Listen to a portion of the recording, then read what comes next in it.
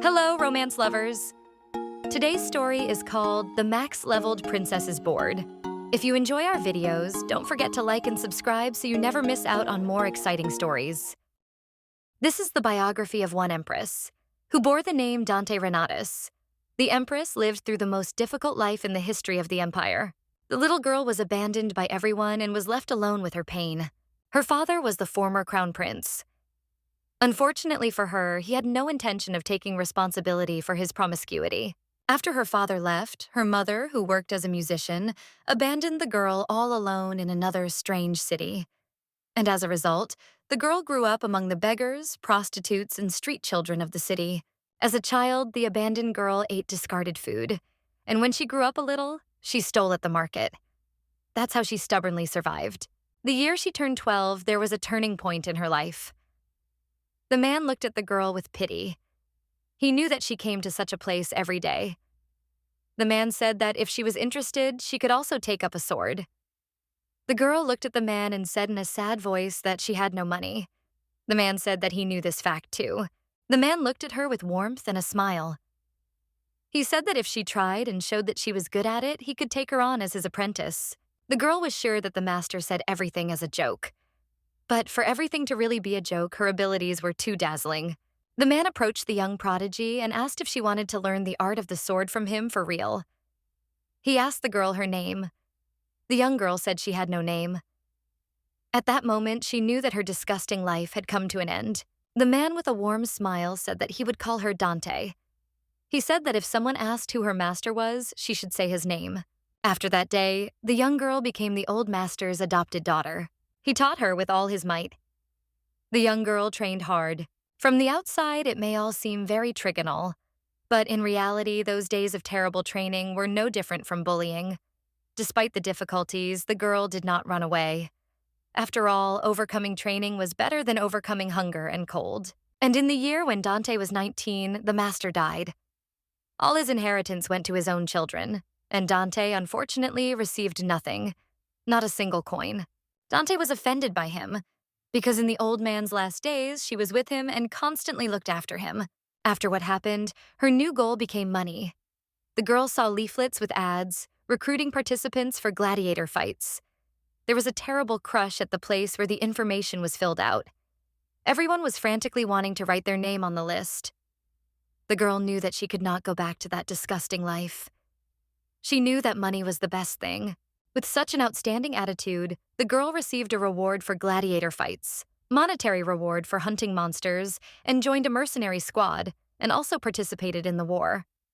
And she accomplished incredible feats, especially after she sealed the Golden Dragon. The young girl became even more famous than a simple heroine. After the young lady became popular, she began to receive many different offers. She was offered to work for various trading organizations.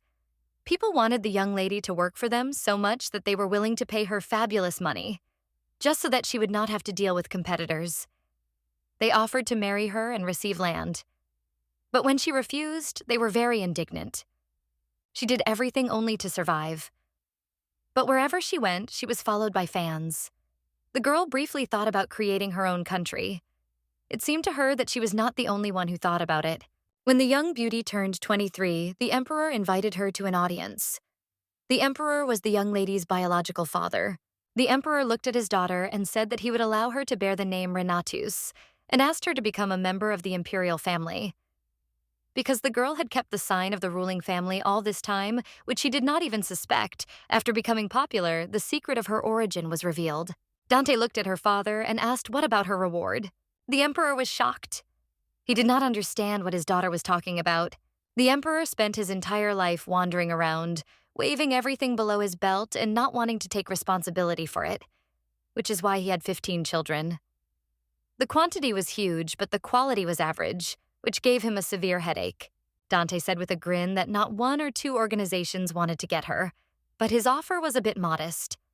The emperor was shocked by the girl's behavior. Dante was sure that as soon as he found out that she was his daughter, he immediately began to dance happily. The abandoned child became the hero of the continent with his own strength. The emperor was shocked. He did not understand how the girl could demand anything from him. After all, he knew that becoming a member of the imperial family was a great honor. She looked at the emperor and calmly asked if there would be a reward. The emperor was angry and did not understand what she wanted. He was sure that she wanted to receive the title of crown princess. Dante said with the calmest expression that she was not interested in the throne or title. Dante said with a smile and mockery, "She wants separate lands and an estate, a huge amount of gold coins, 10 horses, permission to take soldiers." The emperor was shocked by her requests. Dante came closer to the emperor and said that he was her father, so she named the lowest price. Dante said that she needed to calculate the profit in order to give the imperial couple the opportunity to borrow her name. She looked at him and asked what he would do in this situation. Dante still couldn't forget the look on his face as he swallowed curses with great difficulty. He looked at her and said that he accepted all her conditions. She was glad that she had won such a duel. Dante looked at it and said with a grin that in that case she would lend her reputation to the imperial family. Thus, a deal was made that would remain in history for a long time. Of course, it was not mentioned that everything was done for the sake of supporting the honest Renatus family. Even if the emperor had not made a deal, Dante would still have had everything. But for him, who was losing the people's support, Dante was the one without whom the emperor would have lost a lot. The fact that the best swordswoman on the continent and at the peak of popularity suddenly turned out to be the blood of the Renatus family. And the emperor could not ignore such a dramatic story. Dante had planned to live the rest of her life in peace and comfort, without having to worry about clothes or food, but her existence was an eyesore to her foolish brothers and sisters. Dante even refused the position of successor, but she still could not live in peace because of the killers who came for her soul. Dante was very angry that she was not allowed to live a normal life. She decided to become the empress. So the absolutely destitute homeless girl overcame many difficulties and became an empress. Dante lived a beautiful and colorful life. But this fairy tale-like story ended. Certainly such a life resembled an incredible ballad, and if a biography were written about it, it would become a bestseller. Dante died at 33. It was a good life. At every moment of it, Dante remained fierce and free. She gained a lot of experience and took possession of everything she wanted to take possession of. And even if she were to start living again, she certainly could not be more diligent than she was then. Dante had no qualms. In fact, she had done everything she could. 500 years later, she was reborn as a girl with shining silver hair and blue eyes, the precious daughter of the Faresca Duchy, receiving the love of the entire H. Helena Faresca family. The girl in her new life retained all the memories from her past life. The young lady understood that this could really lead to going crazy, just like an adult. This is a phrase she has heard over the past 10 years of her new life. Not only was the girl much quieter, smarter, and less troublesome than her peers, but she also began riding horses and solving complex problems. The young talent was the pride of the family. The girl told her parents that she was bored. Whatever she did, she got bored and uninterested. She thought that life was boring. Helena's mother and father were shocked by her. The parents said that such a small child should not think about such things. Young ex-Helena did not understand what was wrong. After all, she was telling the truth. Her father assured her that something interesting would happen if she searched a little more. Her mother looked at her daughter tearfully and said that her father was right. She said that if the girl wanted to do something, she could speak up at any time. They were happy to support her in everything. Helena looked at them in surprise, but said nothing. She just felt awkward because of the boundless interest and love of two people who were different from the parents from her past life. The girl really wanted to tell them to leave her alone and she would sort it out herself. But Helena knew that if she did that, they would be very upset. Her parents told her it was too early to give up. They said the girl would live a long time because life was incredible and long. Helena knew from the past that life was not always long and colorful, but she decided that it would be better if she consoled them. Helena said that she would try to find something interesting for herself. The parents were pleased with this answer. They left and said that if she had any questions or difficulties, she could safely come to them. Helena watched them go. She knew their worries would never go away, but she could calm them down for a little while. In her past life, she had survived hard. Helena knew she couldn't do any harder now. But she had been reborn, and it was obvious that everything seemed boring and dull. Helena didn't really know why she was reborn. In the afternoon of the next day, Helena met her 13-year-old brother, Leonard Faresca. He looked at her curiously and asked if she was looking for something interesting to do. Helena said that she was pretending to look for something. He was surprised and said that she seemed to have no desire to look for anything. The young gentleman looked at his beloved sister and said that nothing could be done, and pointed out that until she became a grandmother, he would be responsible for her. Helena looked at him and said that she felt like she had the most reliable brother. She looked at him and couldn't understand how the self-confidence of a 13-year-old child could be so cute. Helena believed that the dignity of her current family was not wealth or sweetness, but Leonard's cuteness. Helena knew that her brother was the sweetest in the world. Helena saw a sword in the room. She was curious to know what kind of sword it was and why her brother needed it. Leonard looked at the sword and said that he would have a fencing lesson a little later. Helena was surprised. After all, she had never heard of her brother attending fencing lessons before. The young man said that a teacher recommended by their father's friend was coming. Leonard only knew about the teacher that he was a graduate of the Capital's Academy. Helena was interested in her brother's story. She asked if the lessons were interesting. She knew that it was time for her brother to learn how to wield a sword. Leonard hesitated and said that she was not sure since she did not understand the lessons well. Helena was surprised, because she knew that her brother was quite understanding and diligent. Leonard could even be praised for his independent study. Helena asked her brother how far he had come. Leonard was confused. He didn't know how he could explain to her how far he had come. Leonard said that the teacher had told him that it was best to learn everything himself, and so they continued sparring, from the very first day until today. Helena was surprised and puzzled by this method of teaching, because she did not understand how it was possible to teach a beginner by sparring. This method of teaching seemed strange to her.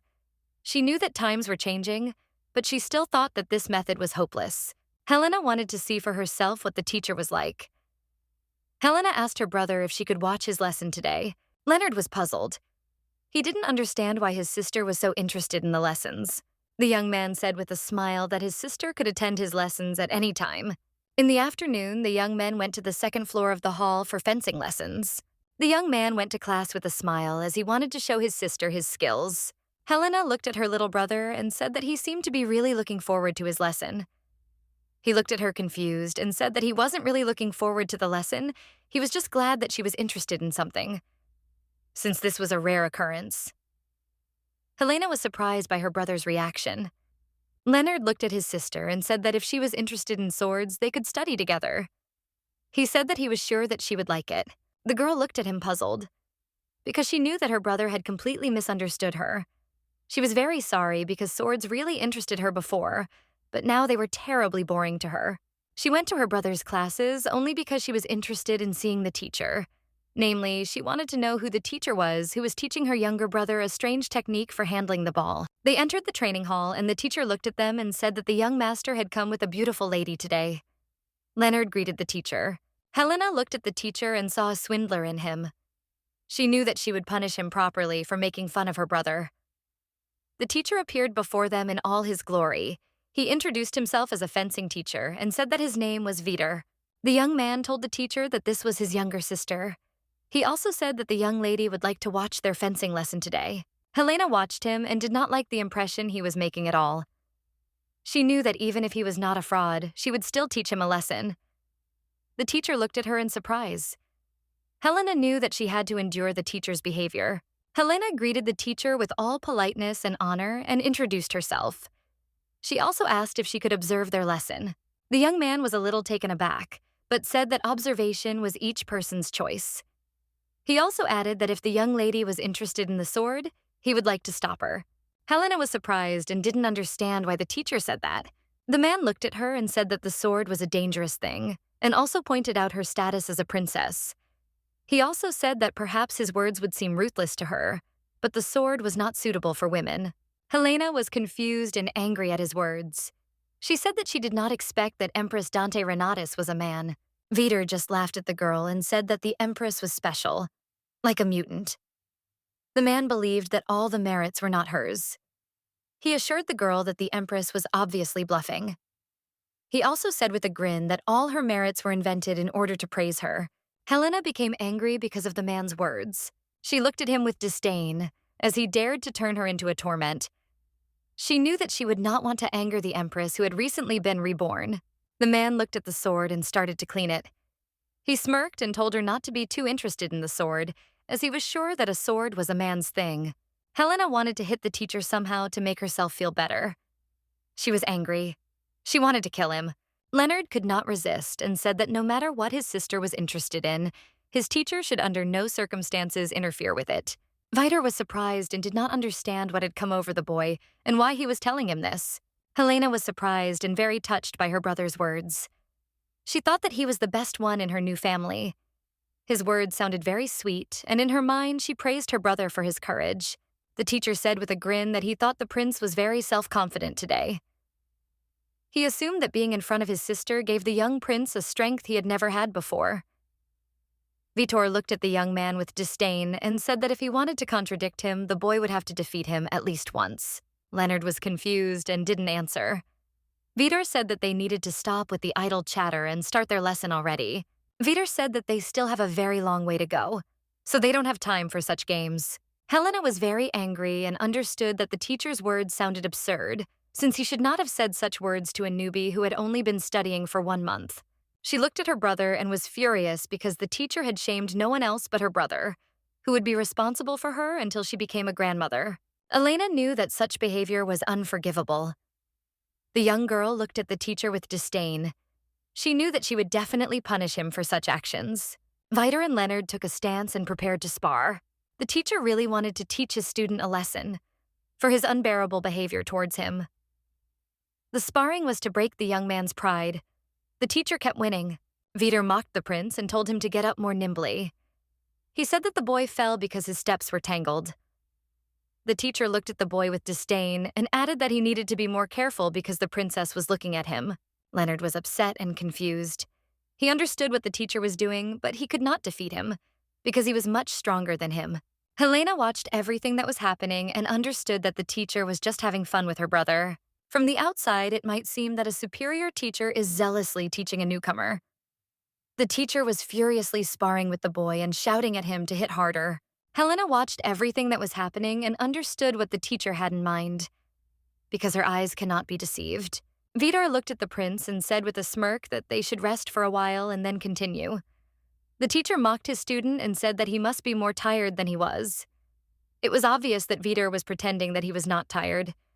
Helena could see that the teacher had terrible sword skills. The girl did not understand where and how he learned to wield a sword. She noticed that he stood strangely and used techniques haphazardly. She saw that the master teacher had weak techniques. Helena knew that if he went out onto the battlefield, he would immediately die running away from the enemy. Helena knew that if the man had no abilities, she would have scolded him somewhere quietly, but now she could not afford such liberties. The young lady signaled her brother to come to her. Leonard was surprised. He did not understand what his sister wanted. Helena walked up to her brother, put her hand on his shoulder, and asked him if he believed her. Leonard smiled broadly and said in a soft voice that he certainly believed her.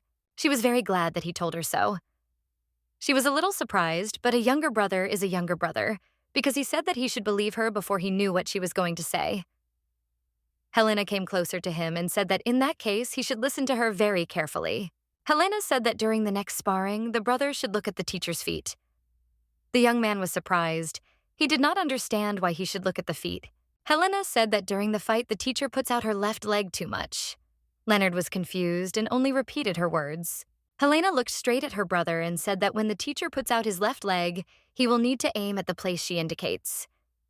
The girl also said that he needs to come closer and just poke him with the sword. Leonard was very surprised.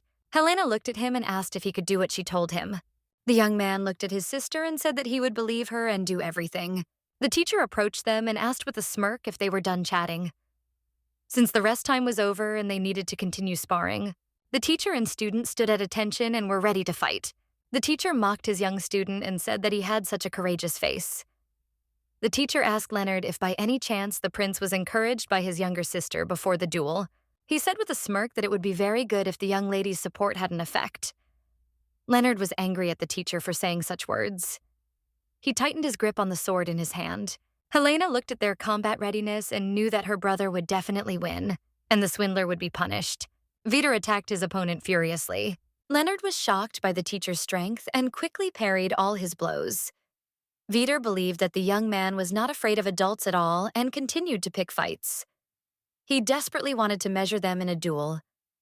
Leonard knew that the teacher was waving his sword much more coolly than before. The young man understood that at this rate he would not have time to look at the teacher's legs.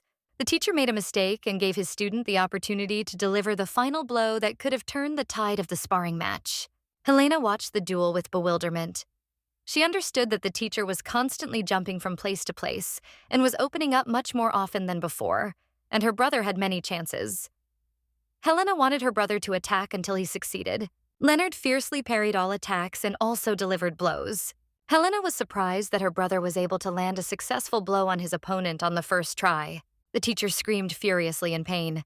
Helena was very happy because her brother was able to perfectly perform what she taught him the first time. The young girl felt strange emotions. She wondered if her master felt the same when he looked at her. The teacher was furiously rocking on the floor because everything hurt. Helena happily congratulated her little brother on his first victory.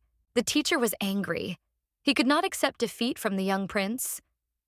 Vitor shouted and said that it was all just ridiculous, since the young man was burning out against the rules. Vitor declared that the sparring was invalid. The man said that he could not accept such a cowardly way of winning. Helena came closer to the teacher and said that she knows nothing about swords and her brother is a beginner. She came closer and asked how many techniques he could use during their sparring. She decided not to give up and said that the teacher should admit defeat. Vitor shouted furiously at the princess and told her not to interfere. He was very angry and shouted that she should not dare to interfere in men's affairs. Helena looked at the teacher and realized that he was just trash and worthless. She desperately wanted to punish him for his rude words. Helena walked up to her brother and told him she would borrow his sword. She walked up to the teacher and pointed the sword at him. She told him to attack. Vitor was confused. The young lady said she would show him why, that he had lost to her brother. She repeated again that he should attack her. Vitor could not contain his rage. He looked at her and said coldly that if she got hurt, it would not be his fault. They stood in a stance and slowly began sparring. Helena could not forgive him for his actions and words. She looked at him and understood that he was very excited, happy that he was winning against a 10-year-old child. Helena watched him as he attacked and realized that the teacher was one big flaw. Helena looked at her opponent and her brother. She told her brother to watch carefully as she was blocking a punch from the teacher right in the face, and she knew that her brother shouldn't do that, as it could cause his arm to hurt again. The young man was perplexed. He did not understand how she could so gracefully repel the teacher's attacks. Helena kept parrying his attacks. He realized that he had underestimated her because he thought she was a child and was going to overwhelm her with his useless abilities. The young girl knew that this simply could not happen and that she would easily defeat him. She looked at him and said with a smile that he was turning his hand and letting one sword slide the other way. She said that he had to wait for the opponent's stance to falter. The young girl fought off the teacher's attacks with lightning speed. She easily struck him. Helena, having repelled all of the teacher's attacks, dealt a crushing blow, and the teacher fell to the floor. She knew he was just showing off to the newbies, pretending to be strong, not teaching them fencing. Helena knew the man had taught her brother nothing but nonsense. The teacher was lying on the floor, screaming. Helena looked at him with disdain and said that she could have easily defeated him, and that she had dealt with him so easily made her want to just yawn. The man was shocked and confused. He could only ask one question. He desperately wanted to know what she was. Helena knew that in the past life, that in this life, whoever touched her person would be destroyed without question. She looked at him and said with a smile that perhaps her words would seem merciless, but the sword was not suitable for him. Helena did not look at him and with a smile told him to stop touching such a dangerous object.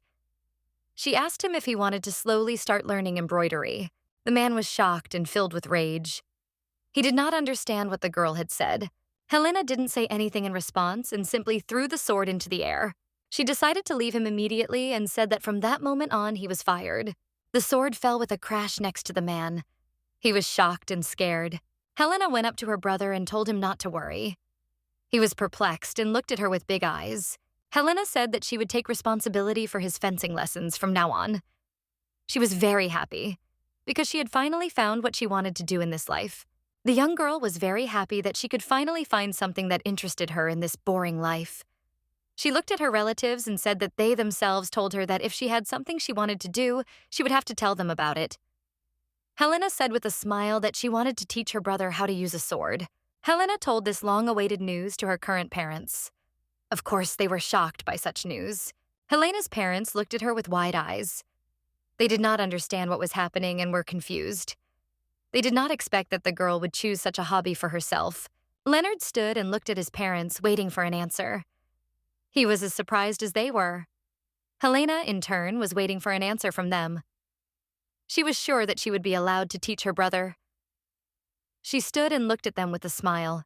Had passed since the parents had refused the young girl such a difficult question. A week later, Duke Foresky called his daughter to an audience. The Duke stood and looked at the book. He did not know how to properly speak to his daughter. After thinking for a moment, the Duke said that he had actually sent a man and inquired about the teacher she had dismissed. Helena was surprised. She had not expected her father to start inquiring about the young master. The Duke looked at his daughter and said that he had been told that the man had been held back several years at the academy due to a lack of points. Even his friend who had recommended the man had apologized to the Duke several times. The Duke said in despair that he believed the reputation of that academy and his biography. But unfortunately, they were almost deceived by them. Helena was upset that her father was in despair, but she knew that the man was pretending to be someone else. But such a situation did not surprise the young lady at all. Helena knew that the Faresks were not a line of swordsmen, so her father simply trusted his acquaintance in this matter. Her father never imagined that the teacher would be so useless and that even a 10-year-old girl could defeat him, although she knew that, of course, it was only because it was her and no one else. She desperately wanted her father to trust her with teaching her brother. Helena looked at her father and said with a smile that it was a good thing she fired the teacher before it was too late. Helena said that if her brother had continued to learn the basics from him, he might have simply gotten used to the wrong approach. The Duke thought for a moment and said that of course he knew that his daughter did not throw words to the wind, but he could not comprehend everything that was happening. Helena looked at her father and said that he said he would teach fencing, although he himself had no training. She asked him if it was too risky to do that to her brother.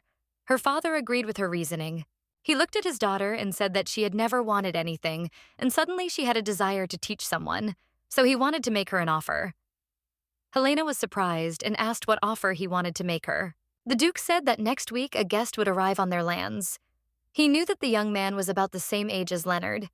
He looked at his daughter and said that she could try to train her brother to the level where they could fight.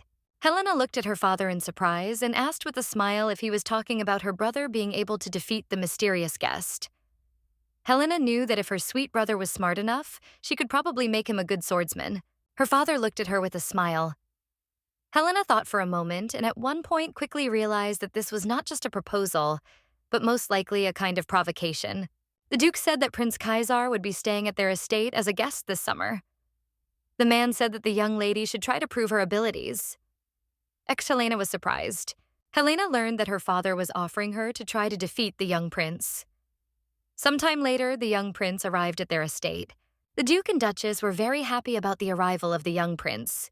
Helena looked at the arriving guest and realized that after her rebirth, this was the first situation that left her speechless. She remembered her father's conversation, saying that the prince was trained in the imperial castle as a future head of state, and of course he was also trained in swordsmanship. The Duke said that the prince was rumored to be incredibly talented. Helena understood that the prince and her brother currently had a huge difference in time and background of education. She did not understand what exactly her father wanted to achieve from her. She was curious if he believed in her so much, or if he intended to make her give up and lose. Leonard called his sister with a smile. He asked her if she could see what color the prince's eyes were. Helena looked at her brother, puzzled, and said that she could not see because the prince was so far away. She did not understand why her brother was interested in such information. Leonard said that there was a rumor that all people from the Grey clan had scarlet eyes. He was amazed by this fact, and looking at the prince, he asked his sister if such a fact was not surprising. Helena was a little surprised. She remembered her past life and the one who had scarlet eyes. Helena remembered that before her past life death, she passed on her title to her best friend, the Duke. Helena was sure that the eyes that looked at her then were scarlet. The prince approached his new friends to greet them. Leonard looked at the prince and introduced himself with all politeness and honor. He said that it was a great honor for him to meet the prince. Helena, in turn, also greeted the prince and said that she welcomed him with all her heart. Helena looked at the prince, fascinated. Looking at him so closely, she saw how remarkably similar the young prince was to her old friend. She knew that the prince was his descendant, and of course, they were alike. The young lady's intense gaze confused the prince. He said that if these were just empty greetings, they were not worth it. Leonard and Helena were puzzled. The girl thought that the prince had such a nasty character, although she knew that such greetings were really empty. Helena knew that in a normal situation, she would have pretended not to hear his words, but this time she wanted to add a few words. She knew that because the prince was so similar to her former best friend, she wanted to change the situation. She looked at him and gently asked what greeting he would like to hear. The young prince was puzzled and asked what the girl had just said.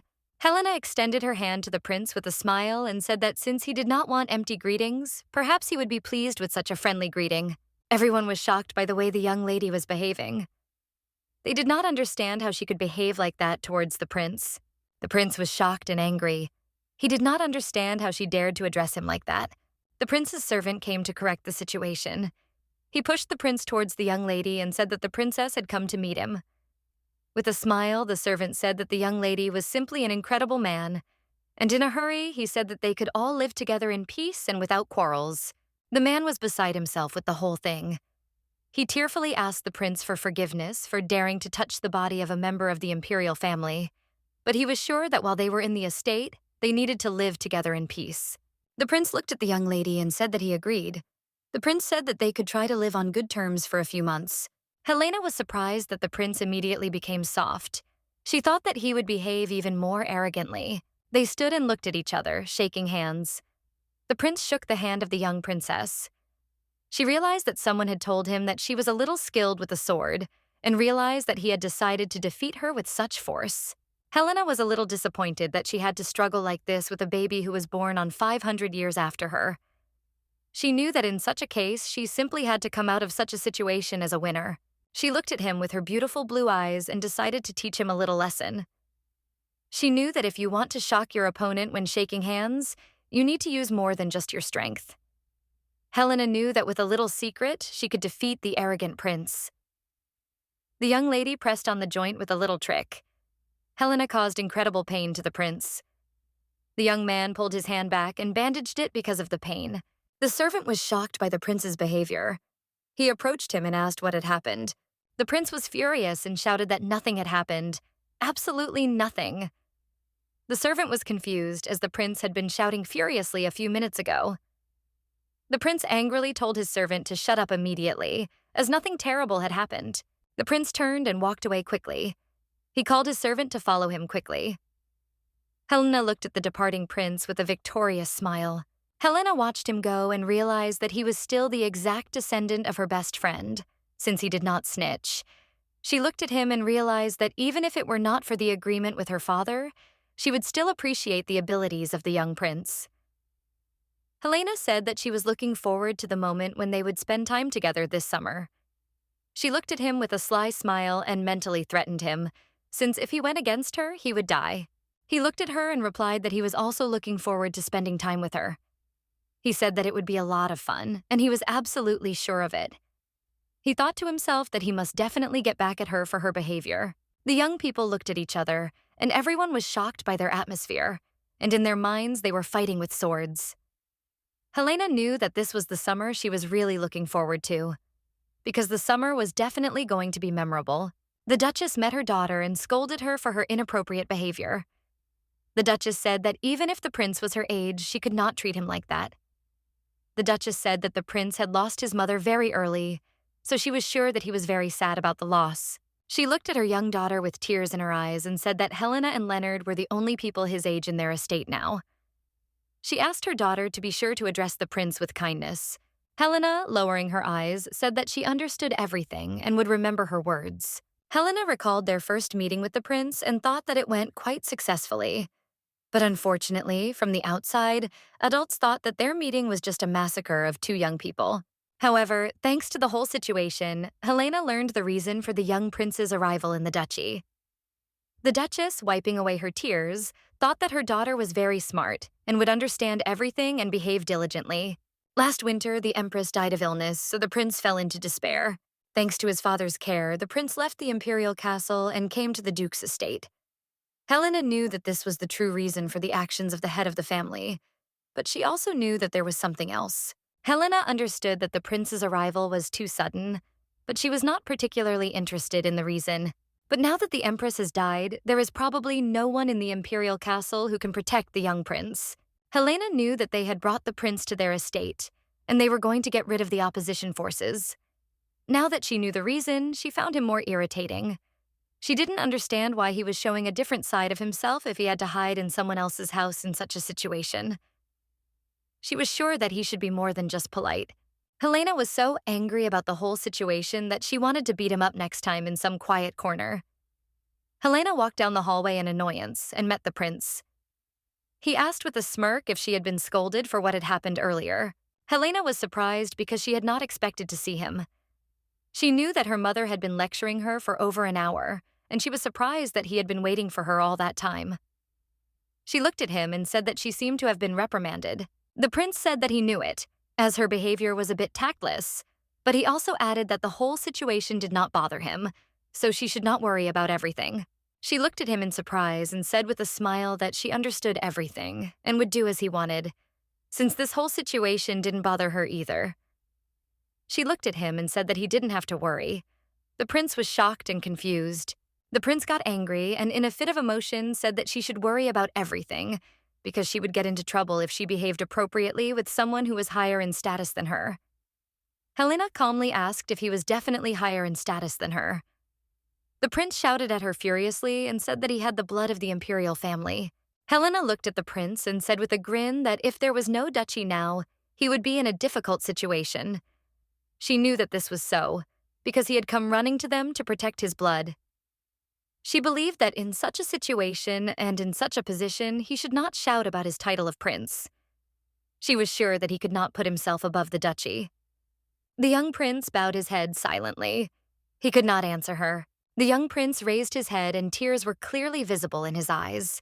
Looking away, he quietly said that he was waiting for her in order to dispel the misunderstanding.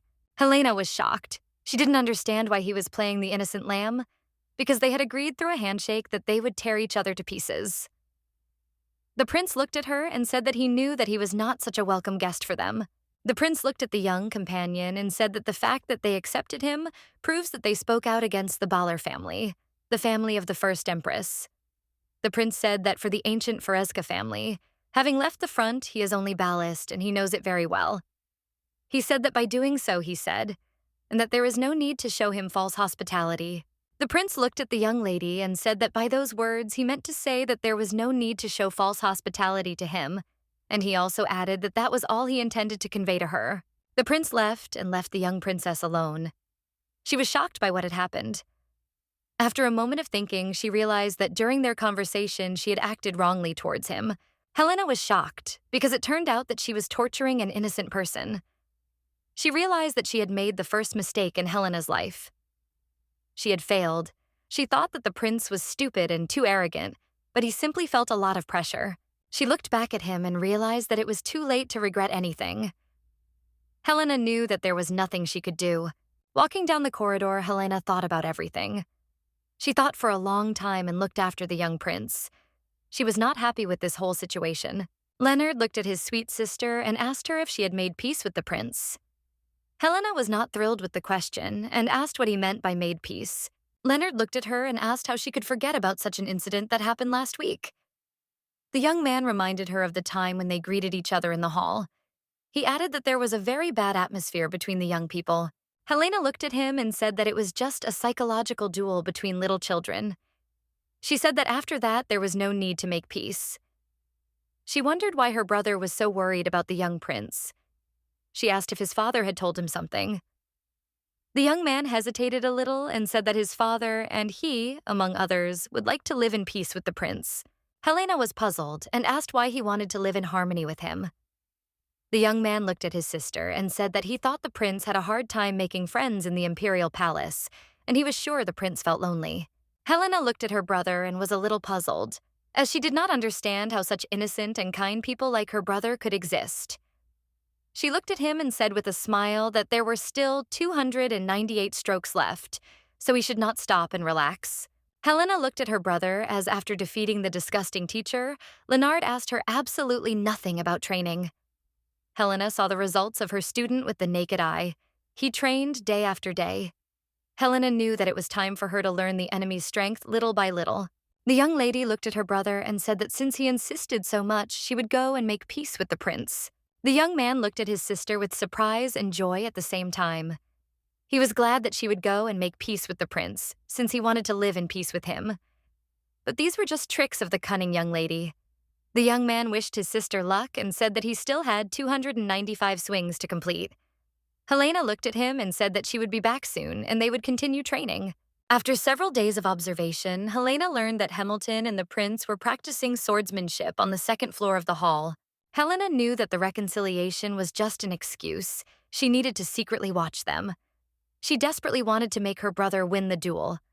The young lady knocked on the door and looked into the hall where the prince was training, and his opponent was surprised and asked the princess what happened. Helena looked at him and said she just wanted to watch them practice. The man looked at the curious lady and asked if it was true that she was also learning fencing with her brother. She said with a gentle smile that she thought she would be interested in the techniques used in the palace. Helena looked at the man but did not answer his questions as she was teaching her brother.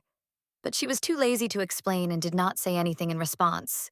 The man looked at the prince and said that such a young lady could not be refused. The prince looked at their duet with a puzzled look and told his opponent that he could do whatever he wanted. The man looked at his master tearfully and asked again if she could attend their training. Helena was perplexed. She was simply amazed by the prince's character. She would like him to allow her to attend the training and give her his permission in a good mood. The prince nevertheless agreed to the viewing. Helena sat and watched the training. Helena knew that by observing, she would at least have a chance to observe the young prince's weaknesses. She wanted to study his abilities thoroughly. The prince and his servant were fighting masterfully. The prince shortened himself from the difficult blows with lightning speed. Helena froze in bewilderment, watching the training. She was surprised because she did not expect to see such skill. Helena continued to be surprised throughout the fight. She did not understand what was happening, but she understood only that the prince was too good. She understood that this was surprising, since for his age he had very high concentration and quick reactions. She understood that if Leonard was getting better through application, effort, then the young prince was already born with good skills. In the young prince, she could easily see herself. Watching the prince, Helena realized that Leonard might not be able to handle the young prince. She understood that they were in very big trouble. The man looked at the prince and said that he was in good shape today. The man suggested that the young prince take a little rest and continue their training after the rest. Helena came up to the young prince from behind and said that he really had incredible abilities. She said that she saw a new side of him. The prince looked at her and asked her what side she had seen of him before. Helena hesitated a little and simply smiled at him. She realized that after watching the sparring, no matter how she looked at the young prince, no flaws had caught her eye. She looked at him and asked if he would like to spar with her if he wasn't too tired. She had no choice but to engage him in combat herself and find his weaknesses. The young man and the young man were shocked by the young lady's proposal. The prince was shocked and angry with her, as he had heard that she had only recently begun to learn fencing. He furiously asked her what she would do if she accidentally got hurt. Helena calmly said that swordsmanship had to be learned by getting hurt. The prince was shocked. He said that she was right, but if she got hurt, they would both be ashamed in front of the duke. The man looked at the young lady and said that she was right, but even if he sparred with someone more outstanding than her, he would still not be able to learn anything. The young lady mentally thanked them both for worrying about her, but she still needed to find her favorite ways to find the prince's weaknesses. She looked at him and said that she believed the prince was not very interested in sparring with her. The prince was puzzled and said that it was not about interest at all. Helena calmly said that if I did not do it in this way, then they could determine the reward for the winner of the sparring. Helena said the reward would be in semblance of fulfilling the wish of the sparring winner. After the words of the young lady, the prince changed before our eyes. The prince's companion frantically begged him to abandon the dubious idea. The prince smiled playfully at the young lady and asked if it was possible to make absolutely any wish. Helena responded with the same playful smile, as she was glad that the young prince had fallen for her trick. She coquettishly replied that the desire could be absolutely anything. The prince said that after such statements, it would be impossible to back down. Xelena silently took a stance, and they began a sparring match. The man tearfully begged them to be careful so that none of them would get hurt. He begged them frantically to be careful. Helena watched the prince all the time. She knew that this fight was to find weaknesses, so she had to try to attack him in different ways. The young men began to fight furiously. Helena quickly began to study the young prince. She noticed that he did not protect the side of his thigh. After several attacks, the prince began to act more aggressively. Helena was shocked, as she understood that the prince not only defended himself quickly, but also counterattacked her. Helena didn't fall for his tricks and quickly attacked him. The prince looked at her and said with a smile that he noticed that she was not a newbie at all. Helena agreed with his statements and said that she would not ask for a fight, let alone make a bet with the intention of losing to him. Her words piqued the prince's interest. Helena knew that even though she said so, her childish body still lacked physical training. She thought that while she was preparing Leonard, she had gained some muscle. But that was not the case at all. Even though she was attacking places that were difficult to block, the prince instinctively repelled them. Helena knew that in order to face the young genius, she had to use the techniques she had learned in real combat, not the techniques she had learned in class. She knew that if she wanted to win, she had no choice. The young lady struck without difficulty, but she knew that the prince would not be able to repel such an attack. The young princess knew that after such an attack, the prince had to quietly admit his defeat. But to the surprise of the young princess, the prince blocked her blow and held out his hand. Helena was furious. Since she knew that such a move was very dangerous, she did not understand why he blocked the sword with his hand. She understood that he was crazy. Their opponent was watching everything that was happening. The man said that they had to stop sparring.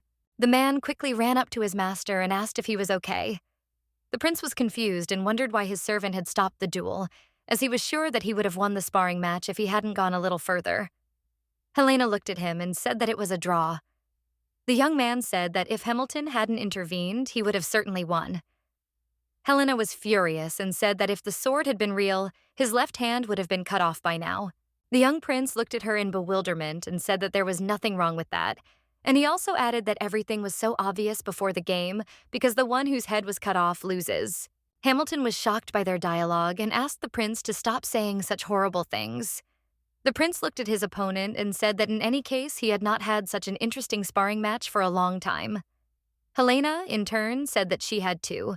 Hamilton was furious. He didn't understand how they could sprint like that. He asked them not to get hurt. The man didn't understand what the prince would do now. They left, leaving the young lady alone. Helena looked at her hand and realized that the prince was really something. Helena knew that she was teaching her brother and was beginning to feel that everything she was doing was worth it. Helena knew that Caesar's charm lay in his unpredictability. Young Lenny wondered if this was how her master had felt when he first saw her.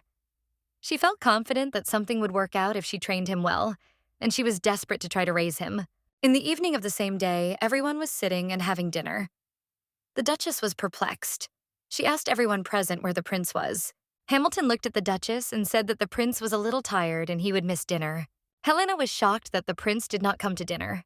The young princess realized that the prince was actually experiencing severe pain when he blocked the sword with his hand. The young prince did not show it, so the princess thought that perhaps he would just have a bruise. But now she was convinced that everything was much more serious. She felt bad about how it all happened. Helena decided to go to him anyway. She decided to come back for dinner after checking on his condition. Knocking on his door, she heard him calling her. His voice indicated that he was more or less okay. The young lady was confused, as in her second life she had been most worried about another person's reaction. The princess entered the room and saw the young prince sitting with a bandaged hand. Helena was shocked and asked if she had broken down. Helena was very worried about what had happened. On the one hand, she knew that of course he had put his hand in and was to blame, but she still felt uneasy. The prince looked at her and said with a smile that he found it funny to see such an expression on her face. Helena sat down next to him and asked if he had treated him properly. The prince calmly said that earlier Hamilton had called a doctor and he had examined him. The doctor had said that such a wound would heal quickly. The young princess said that such wounds should not be taken lightly. She said that she knew this because she had also broken her finger, and when it rained, the place of the mistakes hurt and ached badly. The prince was shocked and asked the young lady when and how she broke her finger. Helena remembered how she blocked an attack in her past life and was injured afterwards. The young lady decided not to tell the prince such information and said that she had not been injured the same way as him. The young princess, looking away from him, said that she had not blocked the attack, but had been injured while playing around. The prince was perplexed. Helena herself didn't notice how she almost told about an incident from her past life. She wanted to quickly change the subject. Helena said that he got hurt because of her. She was surprised that he didn't tell anyone. The prince looked away from her and said that he didn't have to act like a child. Helena said with a smile that she thought he didn't like her. The prince said that even if that was the case, he wouldn't do such a shameful thing. Helena asked him with a grin if he denied the fact that he liked her. The prince muttered something under his breath. Helena said with a smile that she really liked the prince. Helena knew that she sincerely wanted to raise a genius like him, and her feelings were sincere. The young prince hesitated a little. Helena saw how embarrassed he was. The prince was furious and said that at the end of the sparring, she had not been able to do everything neatly and carefully. The young princess wondered why he had suddenly started talking about sparring. He said furiously that he meant that she had relaxed too much at the end. Helena knew he was telling the truth because she saw the prince was about to block the blow with his left hand, but unfortunately, she couldn't change the attack control. But she still had to avoid breaking his arm. She moved closer to him and said that it turned out that, knowing what would happen to his hand, he still decided to cross the line and put up a block. The prince backed away and said that he could not know what a strange wish she would make for him if he lost. Helena was shocked and asked how incredible the wishes of a powerless lady could be. The prince looked at her and asked what she wanted to ask for. Helena looked at the young prince and said that she would not wish for anything special. She would simply wish for him to become her servant. He was shocked and said that he knew she would make such a wish. He did not understand how the emperor of an entire country could become a servant of an aristocratic lady. Helena laughed furiously at the young prince.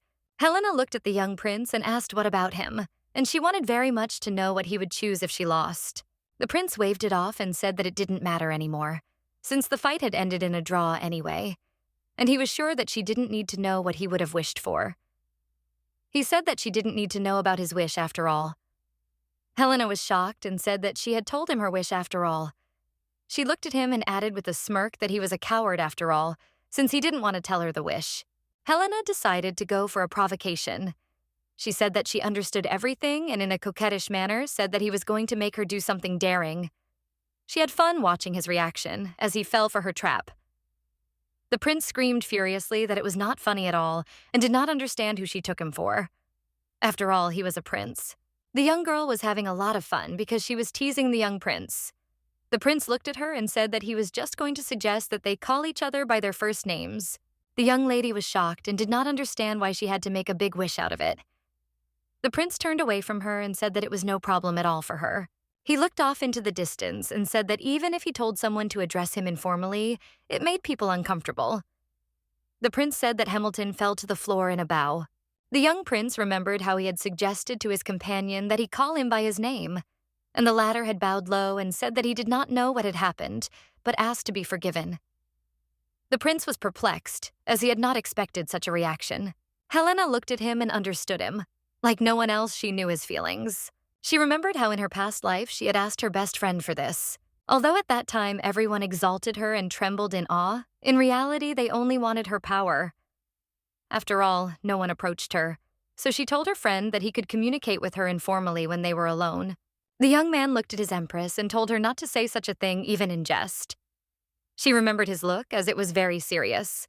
The young lady looked at her new friend and said that she would call him by his first name. The prince was surprised by this answer.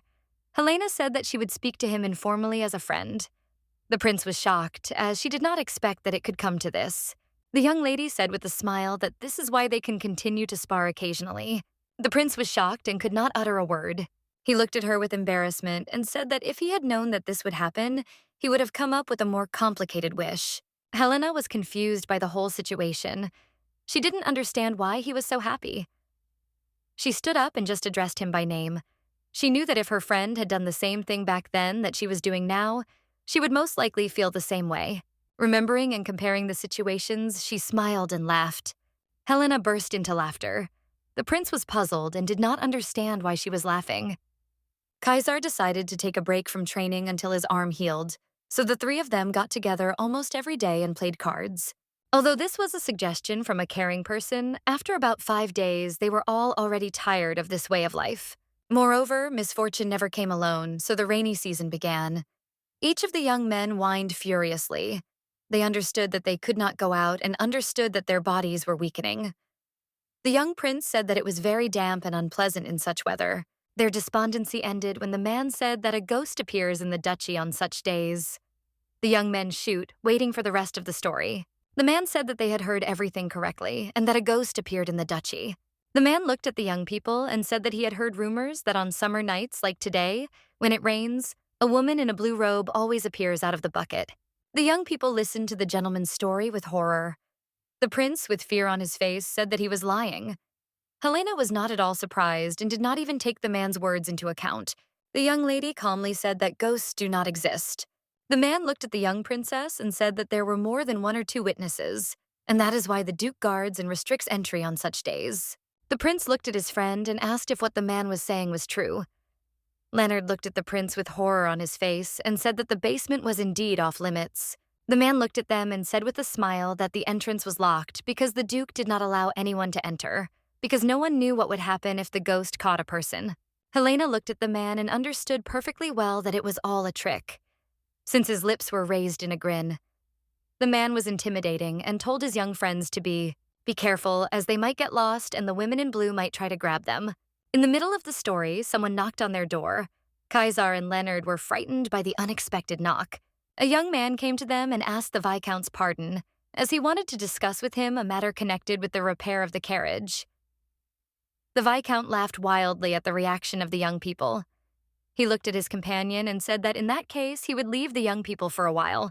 Helena was a little surprised by Hamilton's story. She understood how he relieved stress after work. She looked at her friends and asked why they were so scared, because she was sure that if someone said that they saw a ghost, then, as always, it would turn out that the person just imagined it. The prince was excited and said in all seriousness that the ghost really did exist. He said that even in the imperial castle there were ghosts.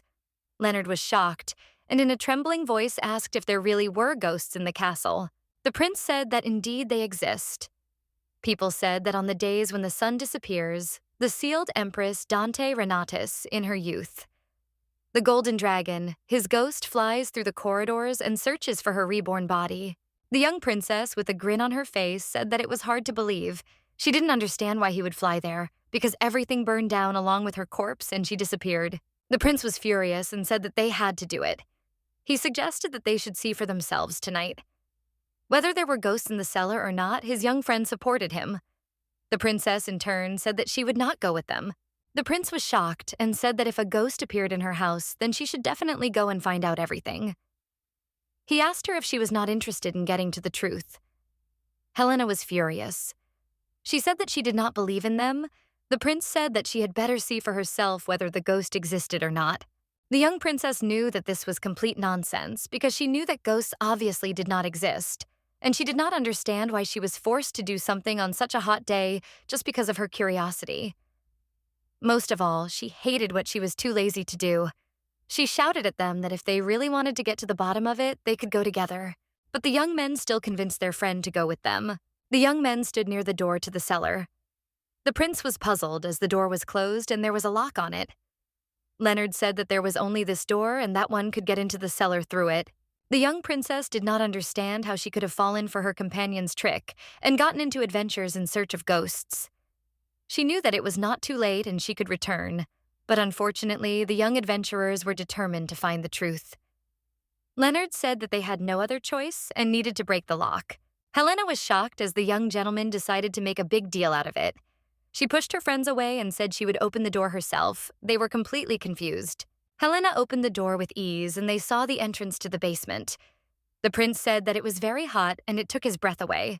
Helena looked at her brother and said that she would go first from here. Leonard looked at his sister and told her and the prince to watch their step. Quietly and calmly, they went down to the basement.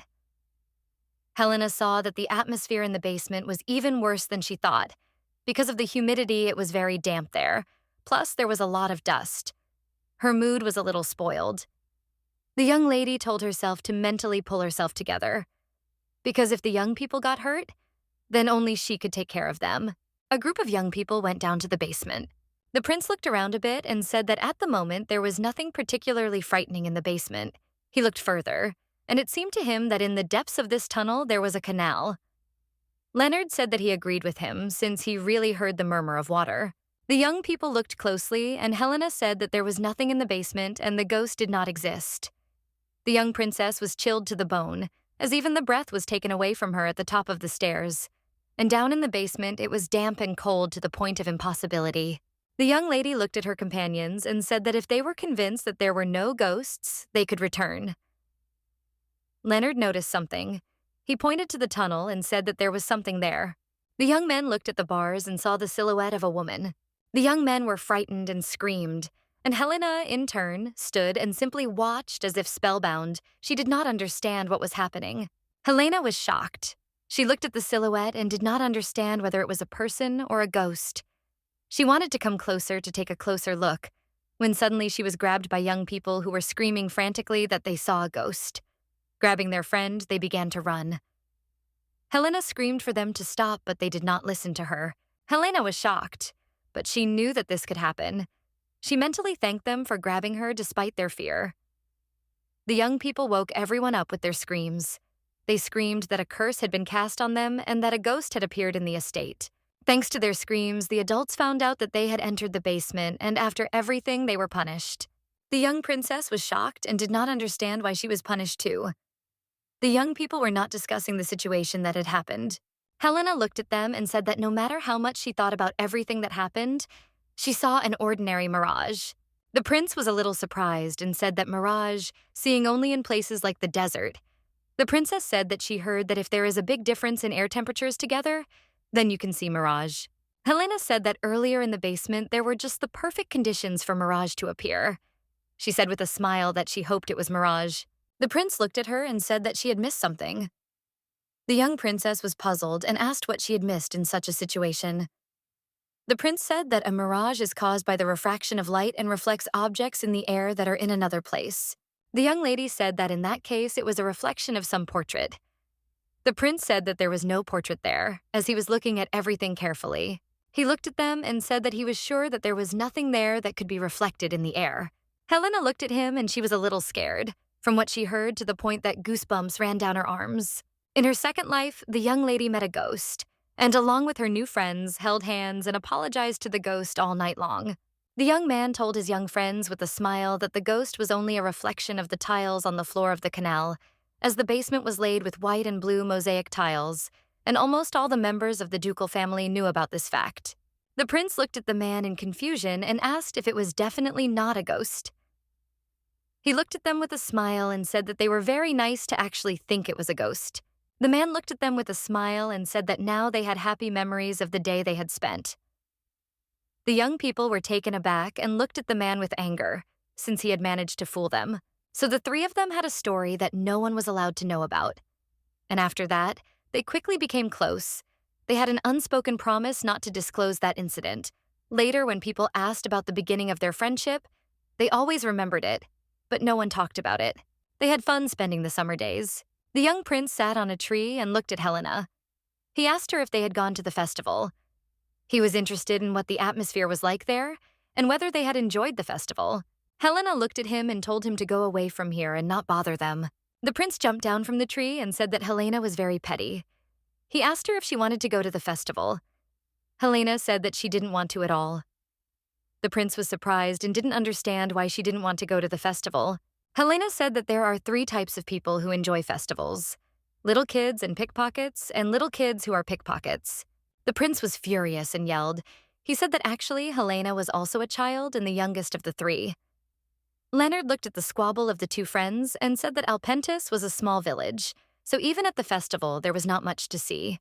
The prince said he knew this, but he was still curious about what the middle-class festival was like, as he had never seen one before, and he added that Hamilton would not allow him to go to the festival alone. The fair-haired youth looked at his companions and said that Hamilton might allow it if they said that they would go together. The prince smiled at his friend and said that Leonard was very clear. Helena looked at them and told them to exclude her from their plans as she was too lazy to go anywhere. The prince was shocked and did not understand how she could say that. He asked with a smirk what she was not too lazy to do. Helena, looking away from him, said that, except for teaching her brother how to use a sword, she was too lazy to do absolutely everything. The young prince looked at her and said that he was very sorry. Leonard went to his sister and said that everything was not so and he was mistaken because Helena was pleased with such a wonderful mentor. Helena looked at the prince and said with a grin that her brother knew how to choose a mentor and did not know how to lie. The prince looked at their friendship and said that they thought such stupid brother and sister. Helena looked at the prince and said that she would not go to any festival under any circumstances. She even threatened them with a sword. She screamed in rage that even if her throat was cut, she would never agree to go with them. The prince looked at her in bewilderment.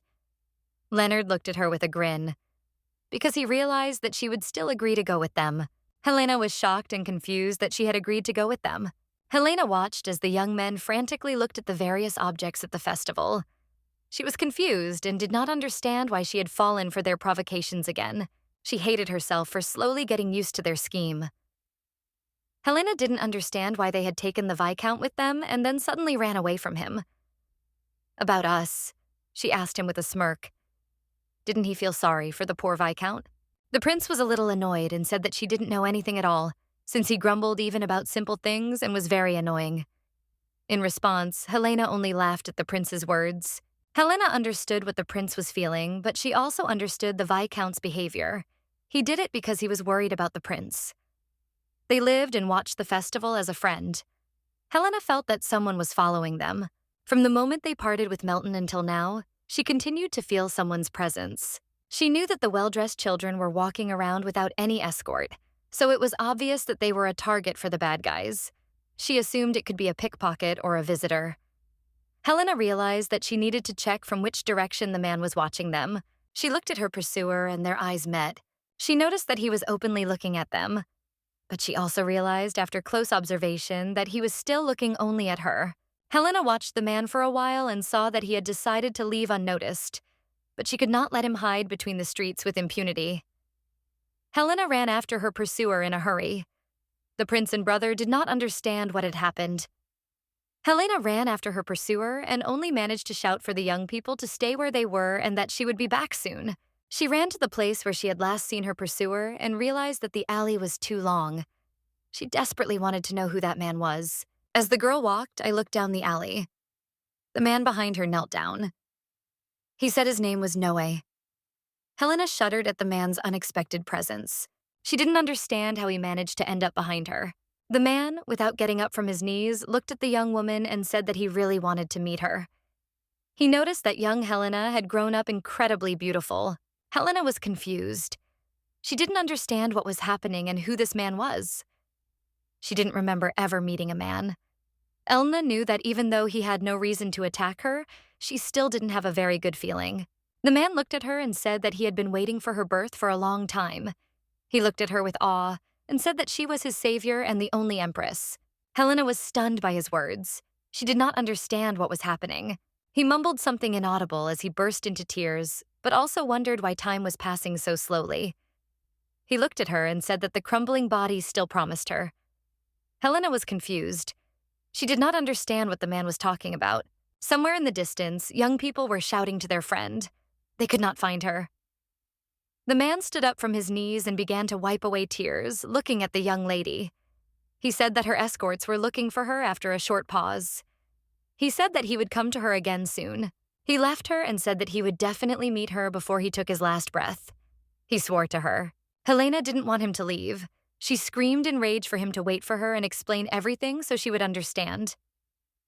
She was shocked that he called her an empress. She was curious what the man knew, since in her past life she was an empress, and she wanted to find out if he knew about it. Suddenly, the prince grabbed her by the hand. He was furious and did not understand what the young woman was doing. Especially, he shouted that everything that was happening was very dangerous. Helena chewed furiously to get Caesar to let her go, as she needed to talk to the man. She turned to the side where the man was and saw only emptiness. He was gone. She did not understand how he could just disappear if she came too little time. She was surprised by the fact that he disappeared in the blink of an eye. The prince was furiously raging. He did not understand who the man was. He looked at his girlfriend and screamed, because he wanted to know what the man had done to her. Helena said that he was fine, and that she was fine. The atmosphere between the young lady and her pursuer was completely different. Helena was furious.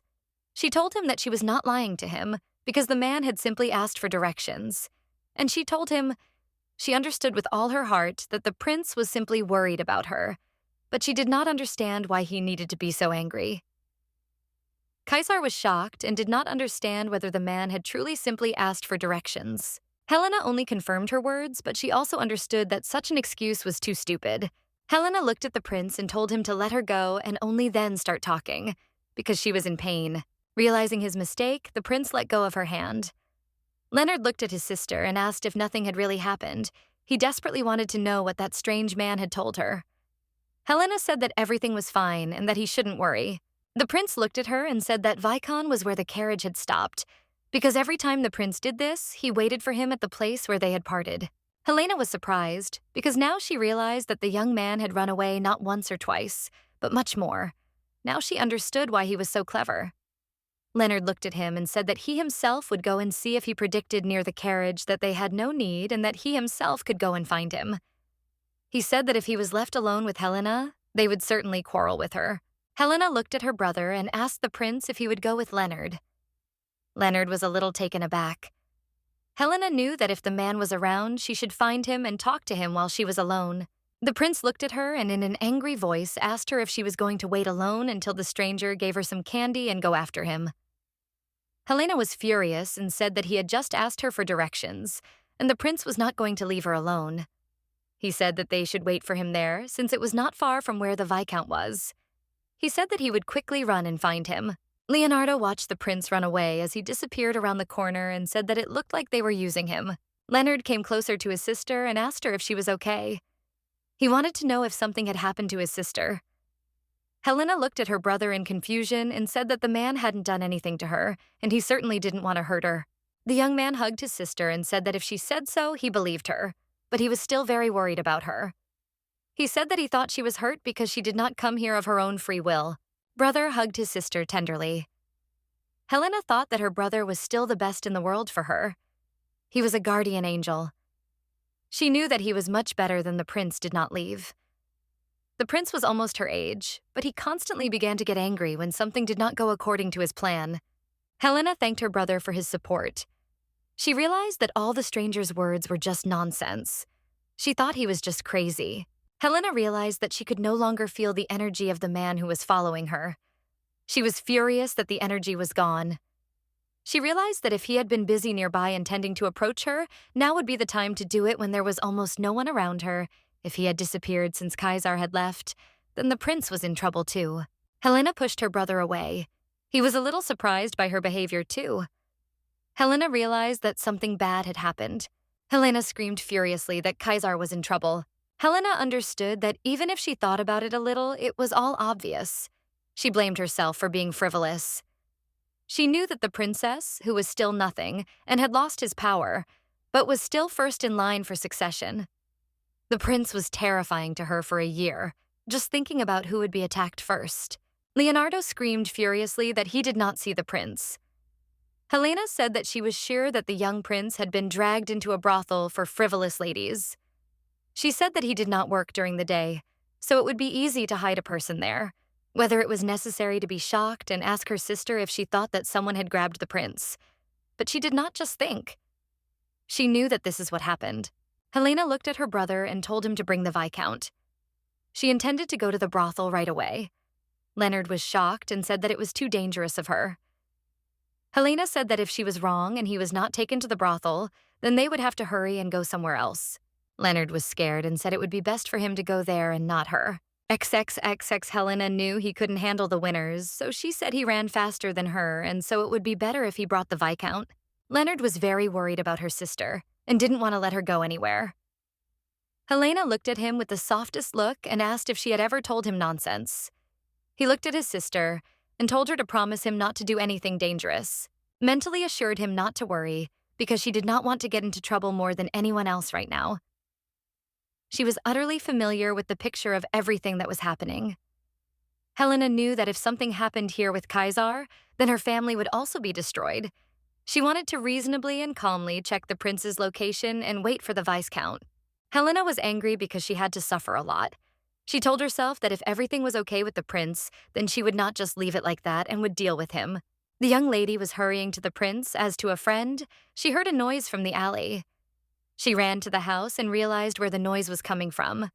She saw the door and realized that the front door was very dangerous, so that she needed to penetrate the building secretly. Helena saw her friend. She understood after the kidnapper's conversation that such a kidnapping was not at all simple. She did not know why the order did not work, but since they decided to throw his prince into the river, then most likely it would happen at night. She knew that she had time before Hamilton arrived, so she just needed to wait a little. The young man was furious and perplexed. He did not understand how they dared to touch him. He screamed that they would all be punished. One of the kidnappers was not the one who was yelling at the prince because he was angry at him, because the prince did not understand what a difficult situation he was in. The other man was calming him down and telling him to be quieter because they were in a difficult situation with him. One of the men said that the prince still continued to yell, and if they threw him in the river and he got out alive, he would bring them nothing but headaches. One of the men said that he needed to be killed here and now. The prince was stunned by their words. Helena watched them through the crack in the door. She understood that the situation was out of control, but thanks to the prince's audacity, she was able to recognize him instead of the situation. She understood that if this continues, it will not be possible to need Hamilton's arrival. The young lady understood that it was necessary to lure one kidnapper out at another moment to get rid of the second kidnapper, and then save the prince. Helena found a chair and smashed it to pieces. The men began to worry because they heard a strange noise outside the door. One of the kidnappers sent his accomplice to see what the sound was.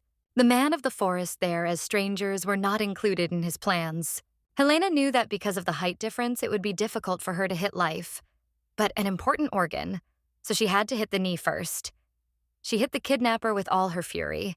The prince is stunned, despite everything that is happening. Helena picked up the young prince and told him to get up quickly, as they needed to run before the second one arrived. Suddenly, the second kidnapper approached them. He did not understand what was happening and wanted to know what they were doing. They needed to run the other way. Helena shouted to him that she had left the back door open, so they only needed to keep away from the pursuer.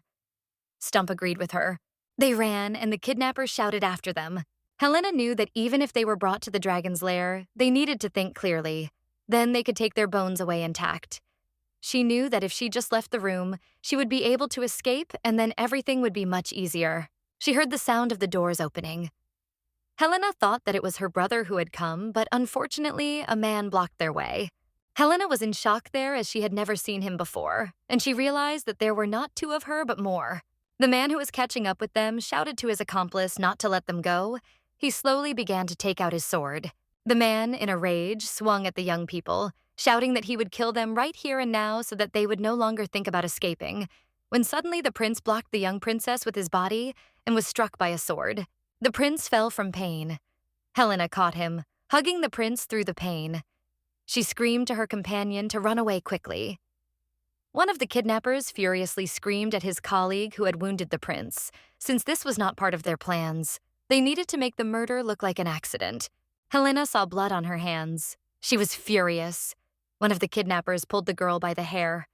He frantically wanted to know who she was and why she ran to them and ruined all their plans. But Helena was not going to give up and broke free from the kidnapper's hands. Helena was very angry and wanted to take out all her anger on the kidnappers. She looked at them with contempt and anger and said that she wanted to live this life quietly and peacefully, but they ruined everything. She looked at them with fury and told them to prepare nails for their coffins. Helena knew that Leonard had really done everything he could. They couldn't have come running earlier. When Leonard and the Viscount came to the building, they saw a terrible picture and were horrified by everything they saw. Helena got rid of the trash quickly and deftly. The Viscount was shocked and could not believe what he was seeing. He looked at Helena, who was covered in blood, and asked if she had confronted them all alone. He was sure that this simply could not happen. He looked at the young princess, his eyes filled with furious horror. He looked at her for a long time and asked who she was. Helena wiped the blood from her face and said that she was simply a genius. After this incident, Helena fell very ill for 3 days. The doctor said that she had damaged ligaments in her legs and arms after all. They were riding in a carriage, and the brother tenderly hugged his sister. Luckily, the kidnappers were still alive, but they were sent to the capital. So in the future, nothing good will come of them. They had to pay the price for daring to touch a member of the imperial family. Helena knew that they could simply be killed by the other side to shut their mouths. That day was indeed annoying and problematic, but still the young prince did not die. He remained alive, and that was their small victory. Although an unpleasant situation occurred that had consequences, young Helena still could not escape her fate, and she had to listen to her father's grumbling 2 days after her recovery. He called her to him for an audience. The Duke looked at his daughter and asked her if she knew why he had called her to him. Young Helena, looking away from her father, simply moaned. She looked at her father hesitantly and said that he probably wanted to praise her for the prince returning to the estate safely. The Duke looked angrily at his daughter. Helena hesitated a little and said that of course he hadn't returned in perfect order, so that was hardly something to praise. Helena knew that humor had never been her strong point.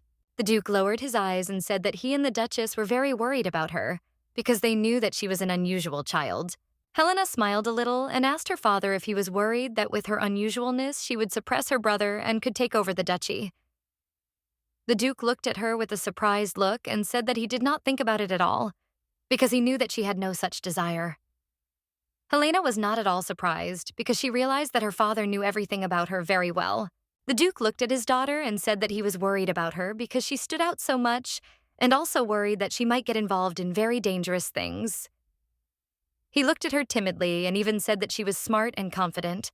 They were heading towards their goal. Parents might not be happy that their 10-year-old daughter ran to the kidnappers. In Helena's past life, her father found the story of how she sealed the dragon most interesting. The Duke said that the Viscount was also overexcited because of his desire to take the young lady with him to the capital. He said that he wanted to introduce her to the best teacher and train her properly. Helena thought for a while, as she realized that the Viscount was another person similar to her master from her past life. The young Duke looked at his daughter and said that if she agreed to this, they would recognize her as a special child. The Duke looked at her and said that as a parent, he was not sure whether this was right or not, and he would like to know from Helena how she would act in such a situation. The Duke looked at his daughter and said that he understood everything and agreed with her. Helena really wanted to do what she liked and didn't want to do what she didn't want. She remembered her past life and compared it with current. She really wanted to spend her life exactly as her soul dictated. Helena knew that her father had allowed her everything she dreamed of, and now the reason to defeat the prince was gone. But she was not trying because of that. Helena knew that it was time to visit the prince. It seemed natural to her. Helena felt guilty because Kaisar got hurt because she doubted. She didn't understand where the prince with his hands tied got the courage to cover her. She didn't know what to tell him. Young Helena stood leaning against the door. Since no one answered her, she knew that she had to go back. The prince approached her, standing next to her. He watched the girl's actions, but seeing that she was going to return, he asked where she was going. Young Helena was frightened by such an appearance entering the room. She asked why he was not sleeping, but wandering alone, looked at his girlfriend and said that he could not sleep, looked at her and said that she had better tell what she was doing so late at night. He looked at her and said with a smirk that she was probably going to do something very daring with a sleeping man. Helena looked at him and with a smile told him to keep quiet for a bit. Helena watched the young prince, judging by the fact that he was moving early, was more or less tolerant. She tenderly asked him how his early. The prince said that early it stung a little, but he was sure that it would heal soon. Helena looked at him and asked, what if he couldn't marry because of the scar that remained? The prince was confused. Helena said that men from a long time ago had to have a docile character and skin as white as jade. She didn't understand what he would do. Kaisar was in shock. He shouted that because of the wound, he would now not be able to get married. He shouted that if he could not get married, then she would not get married. Helena, with a smirk on her face, said that she didn't need to get married, since her brother said that he would take care of her until she became a grandmother. Kaisar was shocked and said that this simply could not be. He was furious and said that if he could not marry because of this, then she would not be able to marry either. He was furious. He shouted at her that she must take responsibility. Helena looked at him and said that such a marriage would bring a lot of headaches, and she did not understand why she should marry someone from the imperial family. The principal looked at her briefly and said that everything gave her a headache. He shouted angrily that she simply irritated him. Helena looked at the young prince and enjoyed teasing him. She sat and looked at him and did not know what to do. She desperately wanted to joke with him a little more. Helena sat silently next to the prince, as something had been bothering her for some time. And when for a patient, the prince's face looked too exhausted. Looking into the distance, she asked the prince how he slept and whether he slept at all. The prince whispered indistinctly that he sometimes slept, but he was so afraid in his sleep. Without looking at his girlfriend, he said that he was very scared and he was afraid to return to the imperial palace because all the people wanted to kill him. Helena looked at him and said that he was wrong because there were people who wanted to protect him like her father and the Viscount. The prince was upset and in tears. He asked her how long she thought they could continue to protect him. He screamed furiously, choking back tears, that he did not want to die. He screamed that he did not need any throne and he just wanted a quiet and moderate life. Helena stared at the young prince. She knew he was only 14 years old and knew he couldn't be okay after everything that had happened. She knew he had been trying to resist the pressure all this time, but had fallen helplessly because of those who wanted to get rid of him. He was obviously afraid. Helena looked at the prince and said that even if he renounced the throne, there would still be no safety. She knew that the people from the palace would still have reasons to worry, so they would want to kill him. Helena said that even if he renounced the inheritance, those who protected him would also disappear. She knew everything perfectly well since she had already gone through this in her past life, since she was the one who got rid of her half-brothers and sisters. The prince silently looked at his friend. The prince was in a panic because he already knew all this, but unfortunately, he did not understand what to do. Helena was an empress and she knew what she was talking about. She looked at him with a sly smile and said that he was the first prince and first in line to the throne. So all that was left for him to do was become an emperor. The young prince was shocked by what his friend said. He looked at her and said that she was talking about it so simply because it did not concern her. Helena began to calm her friend. She looked at him and asked if he knew the proverb that even a cat does not catch a mouse that bites. The prince froze in bewilderment. Helena said that the stronger he was, the more desperate he was to resist. She said that he needed to show his zeal and that he did not intend to give up, and most importantly, she wanted him to show that if someone touched him, that person would have to make it happen with his life. The prince looked at her and with tearful eyes said that he could not do this because he was not as strong as she. Helena knew that a special person was always alone, and because of this, Caesar needed someone he could trust. Helena looked at him and said that he was wrong because he was very strong, because he saved her, risking his life. Helena knew why her father was worried about her, but she still wanted to take the young prince's side. Helena gently took the young prince's hand and said that if he behaved like a child, she would listen to him. She said with tenderness in her voice that he simply had to become an emperor instead of running away. Helena said that he would be fine, because she herself would make him emperor. The prince briefly remembered that day and the deeds that the little girl had done. Helena said that he could be calm. She would help him in everything. Caesar was very happy with the girl's words and thanked her. After a long conversation, holding hands, they fell asleep. That night was long and terrible, but still they held hands and together they conquered it. Received early on, his back eventually became a scar, and Hamilton begged her until the very last day of their departure to go with them to the capital. Hamilton begged the Duke pitifully to release the young lady, but the Duke flatly refused the Viscount. The young people saw their friend off. Helena told the prince to return carefully. The prince looked at his girlfriend, enchanted.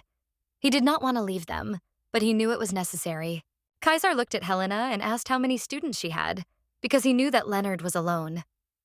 Helena was confused and said that everything was correct, or she had only one student. The prince looked at his friend and said that he would like her to teach him how to use a sword. Everyone was shocked by this news. Helena was perplexed and said that she could not train him because she would not go with him to the capital. The young prince said that everything was fine and he would come to their estate every summer. He looked at the Duke and asked if he didn't mind. The Duke looked at the prince with a warm smile and said that they would always be glad to see him. The prince looked at his friend with a smirk and asked if she heard her father. He asked her to keep her promise because she promised to be by his side until he reached the very top. Helena was a little surprised, but at the same time happy with his words. The young lady looked at the prince and said that she would be a little rude to him and asked him if he was sure he didn't mind being treated that way. The prince looked at her and said that he would try to be persistent. Helena said with a smile that she would twist him as much as possible. They looked at each other for a long time because they did not want to say goodbye at all. But Helena knew that he would arrive soon. Their summer together was so short but also so long. The maid brought Helena a letter. It was addressed to Leonardo and Helena from the prince. He wrote that he would come to them next month, so he asked to clean his room and also asked to change the rustic curtains at last. Helena looked at the letter. She was not at all surprised, since he always wrote without formal greetings, but she was infuriated by the fact that he wrote about his room, since the living room was not his room. The brother approached his sister and asked who the letter was from. Helena said that it was from the prince. The young man said with a smile that time flies very quickly. Helena looked at the sky and said that she agreed with him, and time flies so fast because a new summer has already arrived, and 3 years have passed since they first met the prince. Helena, without taking her eyes off the sky, told her brother that she thought this season would be especially hot. The 4th summer, which they again spent together with the prince, was already approaching. Helena came to the workshop. The man was a little surprised by her appearance, and Helena knew that after Leonard won several local competitions, she was called the Princess Mentor. She looked at the man and asked if her order was ready. The man said that, of course, everything was ready.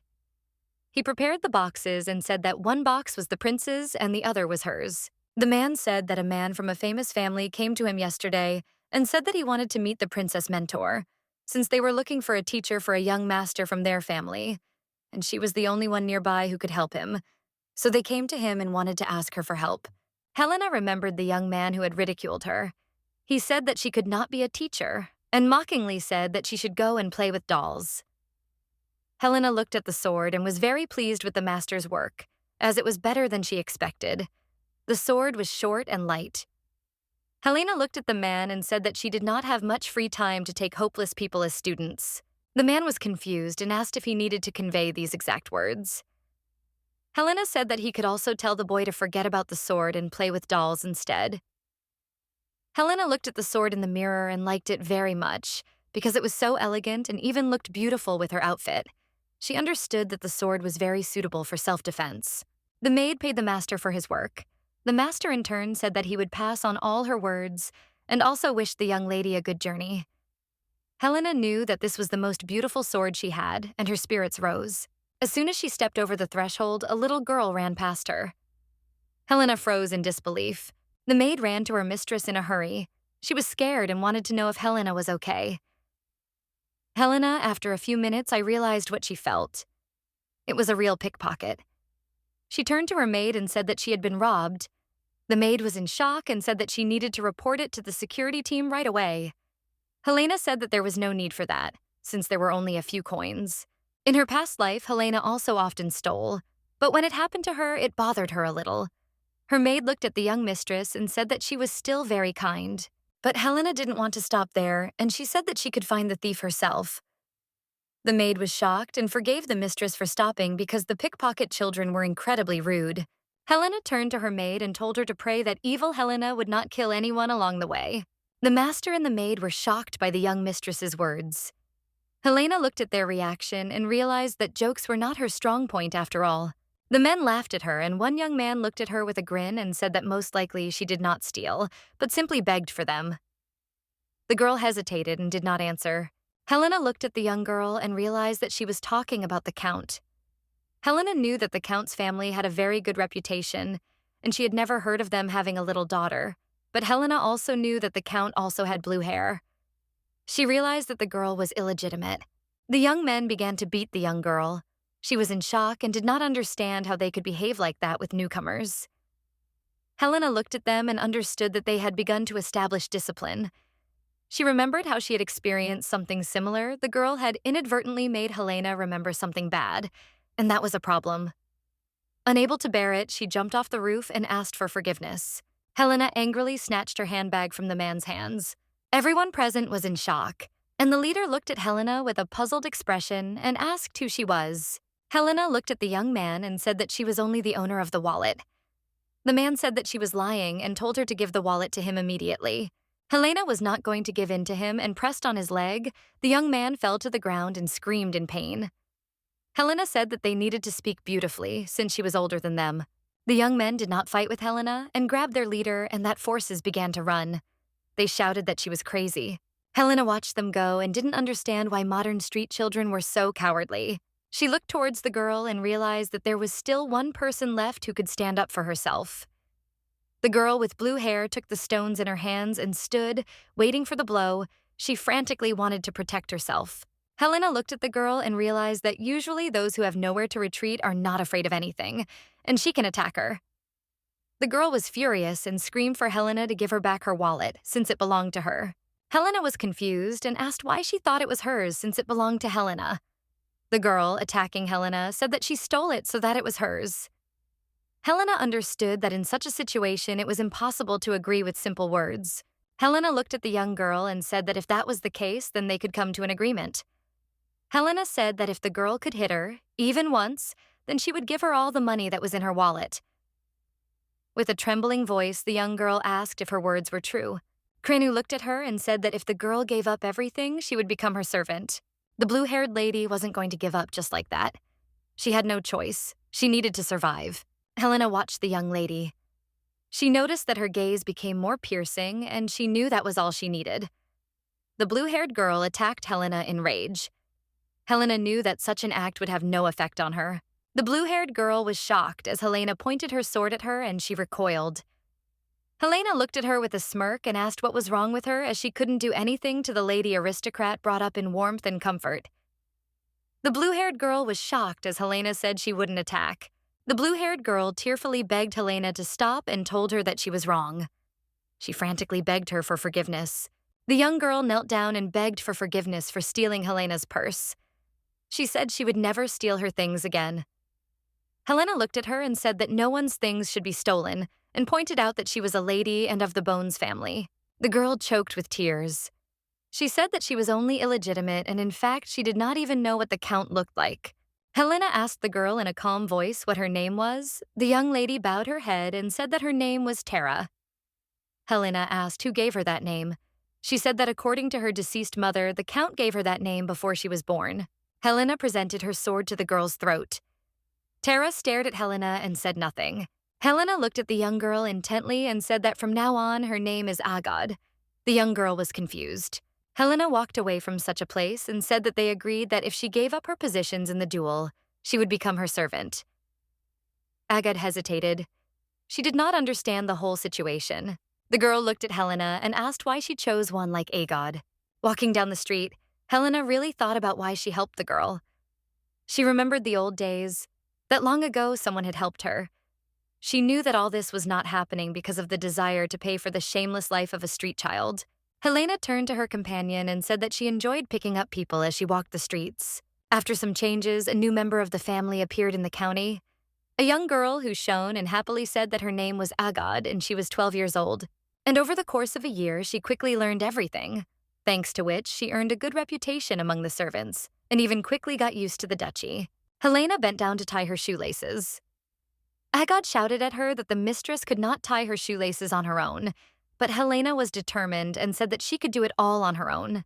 Agad shouted at Helena that she had dust on her shoes and asked her to use it as a foot rag. Agad screamed that she didn't need to hold the fork herself and frantically begged her to let her feed her. But for Helena, the big problem was that the young girl was constantly following her and going too far. Helena told Agad to go and rest, since she had no need to follow Helena to training. Helena looked at the young girl, and it seemed to her that she was like a dog. Leonard looked at his sister and asked if everything would be okay. Helena said that she thought that after some time, Agad would calm down a little, and said that it was not the case at all because the prince would arrive soon. Helena was confused and did not understand why he was so worried. Leonard said that the prince and Agad would have a very bad relationship. Helena thought about her brother's words. She understood that she should have taken into account the ominous premonition. At some point, the very day of the prince's arrival arrived. The prince got out of the carriage and stood before them in all his glory. He greeted his friends and asked if they had been living well all this time. Leonard and Helena were shocked because they did not expect the prince to grow so tall. The young people looked at the prince as if enchanted, but he, in turn, did not understand why they were looking at him like that. Helena looked at the prince, fascinated, and realized that he had grown up and shed his doll shell. This was not the prince she had seen last year. She looked at him and asked in a trembling voice how much he had grown in general. The prince approached Helena and said that he did not know exactly, but somewhere around 6 feet tall. He looked at her in surprise and asked if he had grown much. By her standards, he said with a grin that the master had become much smaller than him. Helena did not like him touching her head because she felt his big hands. She asked him if he was going to take his hand away. The prince laughed furiously because he knew that the girl had a cold character. She hit him with fury. The prince lay on the ground and said that in this empire, no one except her treated the prince like that. In turn, she only laughed. She did not understand how he dared to put his hand on his master's head. Leonard looked at him and asked if everything was okay with him. The prince looked at them and said that he liked the duchy because whenever he came to the estate, everything was the same, but he noticed a new person near Helena. He looked at the young girl in surprise and asked who it was. The prince told Klenia that in these times no one can be trusted. He did not understand how she could bring some beggar to the estate. Helena looked at him and said that even if the girl wanted to betray her, then at most she would steal something valuable and run away. The prince was shocked and did not understand how she could be so kind. Helena said that the girl did not cause her any problems and did all the tasks assigned to her well, so she liked her. Kaisar was shocked. He said that he did not like her. He did not understand why he should worry about some servant. Helena thought about it and asked why he should worry about Agod. The prince was perplexed and angry with Helena. He looked at his friend and asked where she kept looking. Helena said without looking away that she was looking at her hips. The prince was shocked and, as if enchanted, looked at his girlfriend with open eyes.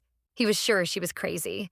Helena calmly said that he had simply gained a lot of muscle in 1 year. She calmly asked him if he had some secret sport for building muscle. The prince, curled up in his chair, said that he knew nothing of the sort. Helena said that she would like to touch his buckets once. He was furious and told her to stop saying such things. Agod came to them and said that she brought them tea and sweets. Helena thanked her maid. The prince looked at the maid with confusion and anger. He didn't like her. He shouted furiously at the maid and said that if she had done all her work, she should leave, as he and Helena had an important conversation. Helena looked at him calmly and said that they had no conversation, unless he showed off his thighs. The prince was furious. She came a little closer to her mistress and said that she was only her mistress's servant and was obliged to protect her from willful people who seduced her with their hips. The prince was furious and said that she was talking nonsense, since Helena did not need to be protected from anyone. Agod bowed to her mistress's knees and said that the prince was shouting at her. "You are scared." Helena calmly looked at everything that was happening and said that they should not quarrel because of her, since it was very boring. The young maid and the prince stared at each other. Helena knew that they had no intention of stopping. Helena knew that even though the prince had grown up, he still acted like a little child. Helena would not tolerate this and said that they would stop their conversation and told the maid that they had to go. The maid was glad that they were leaving. The prince decided not to give in. He didn't want to let his girlfriend go so easily. He looked at her and sheepishly said that she could touch his thighs. Helena was shocked but also happy. She asked if he was serious. The prince looked at her and did not say that of course she could touch his thighs since they were on very friendly terms. The prince glanced at the young maid in passing. Helena, in turn, did not remember them being on such friendly terms, but since he said he would let her touch her thighs, she did not want to miss such an opportunity. She touched his thighs tenderly and realized that they were hard as a rock. She didn't understand how he could have such thighs, because he was only 17, because even when she was in her prime, she didn't have such thighs. She realized that he was incredible. She realized that he had grown up beautifully. She looked at the prince and asked what he would use, because with such thighs, he would be able to use even high-level techniques without straining his body. Helena looked at him and realized that she had made a mistake. The young prince looked at her with embarrassment. Helena, in turn, said that she would leave first. Princip was shocked by what Helena had done, and after everything that had happened, she was simply leaving him, shouted in rage that the two of them should not follow her under any circumstances. The maid and the prince were left alone and were shocked by Helena's behavior. Helena was shocked and did not understand what new feelings she felt. She realized that she was embarrassed after she crushed him lengthwise. She didn't understand why her ominous premonition turned out to be so accurate. Helena was puzzled why the prince suddenly became so grown up and handsome. Helena knew she needed more time to get used to her much older student. The prince greeted his master. Helena hid behind her brother, because she knew she wouldn't be able to look the prince in the eye.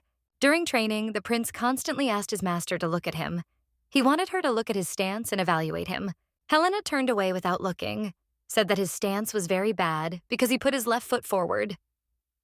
She said that it was better to keep the right one. The village was very embarrassed to even touch him. The prince wanted to spend some time with Helena, but she stubbornly avoided him whenever she saw him. Helena understood that not only was she his sword master, but she was also an adult who had done everything possible in her past life. But she was ashamed to look at the tall guy with whom they had been friends for a long time. She understood that this whole situation was the most pathetic thing that had happened in her second life. Helena didn't understand what day she had been stubbornly avoiding Kaisar. She understood that she was his teacher so much that she had to look him in the face when she taught him fencing.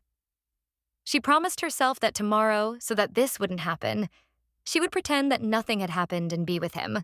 Helena heard an unknown sound outside the window, but she remembered that in her past life, hired killers were sent to her, so she couldn't just let something like this pass by. The prince threw stones at her window with a smile. When she came out, she saw him. Helena thought it would be better if it were mercenaries than the prince. He asked her not to go back in, as he wanted to talk to her. The prince looked at his friend and smiled at her. Helena looked at him and saw an adult expression on his face. The prince said that he would at least talk to her and entered her room through the window. She looked at him and in her cold manner said that next time he could just use the door. The prince said that her maid guarded her door very closely, so he had no choice but to climb in through the window. Helena looked at him and asked why he came. She said that it was not necessary to talk at night.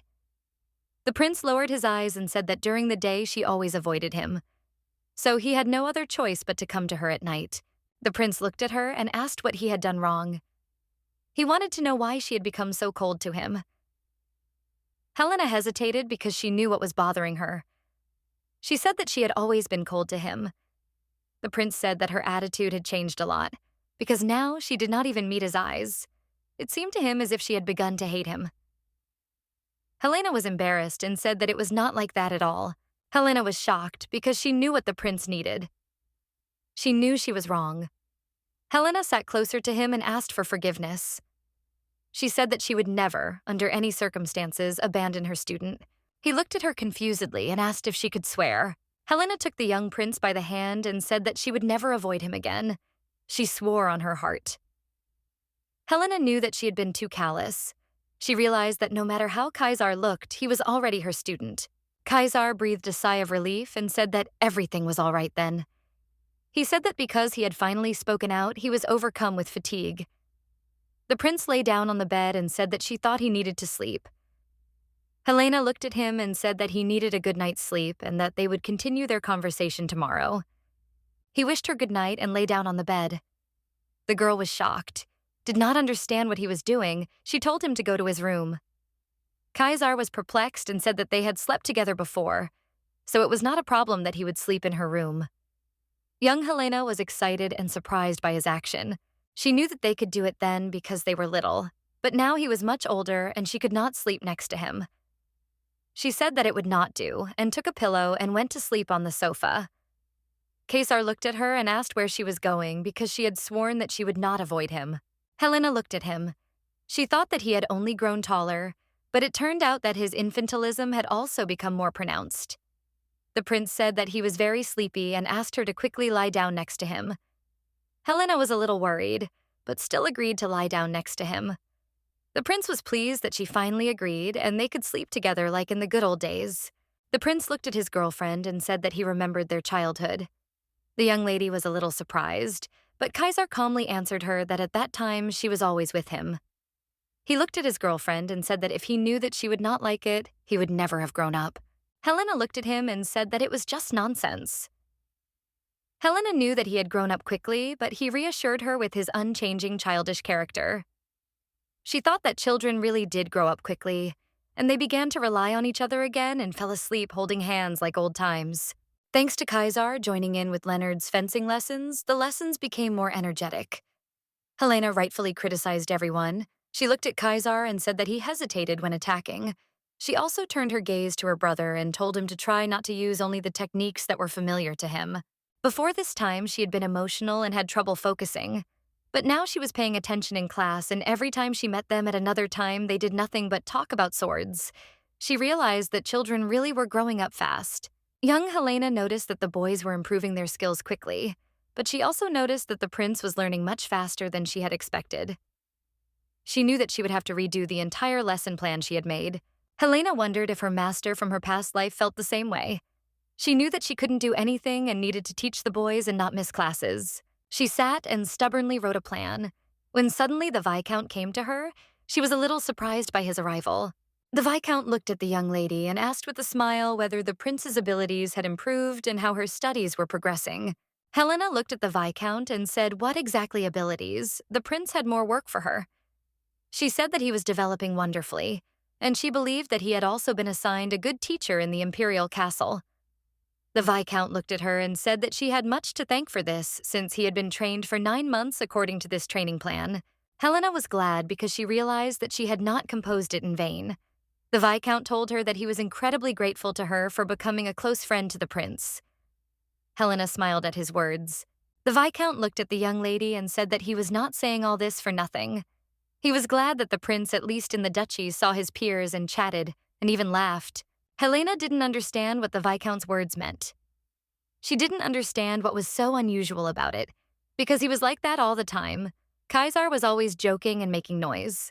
The Viscount looked at Helena and asked if she knew what people called the prince in the imperial castle.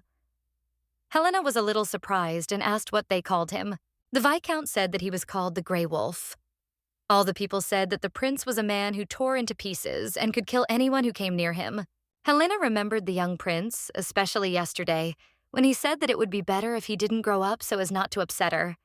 She knew that in her memory he was a little boy, and sometimes a whiner. The Viscount said that the prince does not trust anyone and does not keep anyone close to him.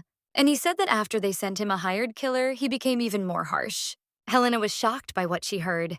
She did not understand how the prince could have been sent a hired killer. She never knew about it, and he did not mention the incident either.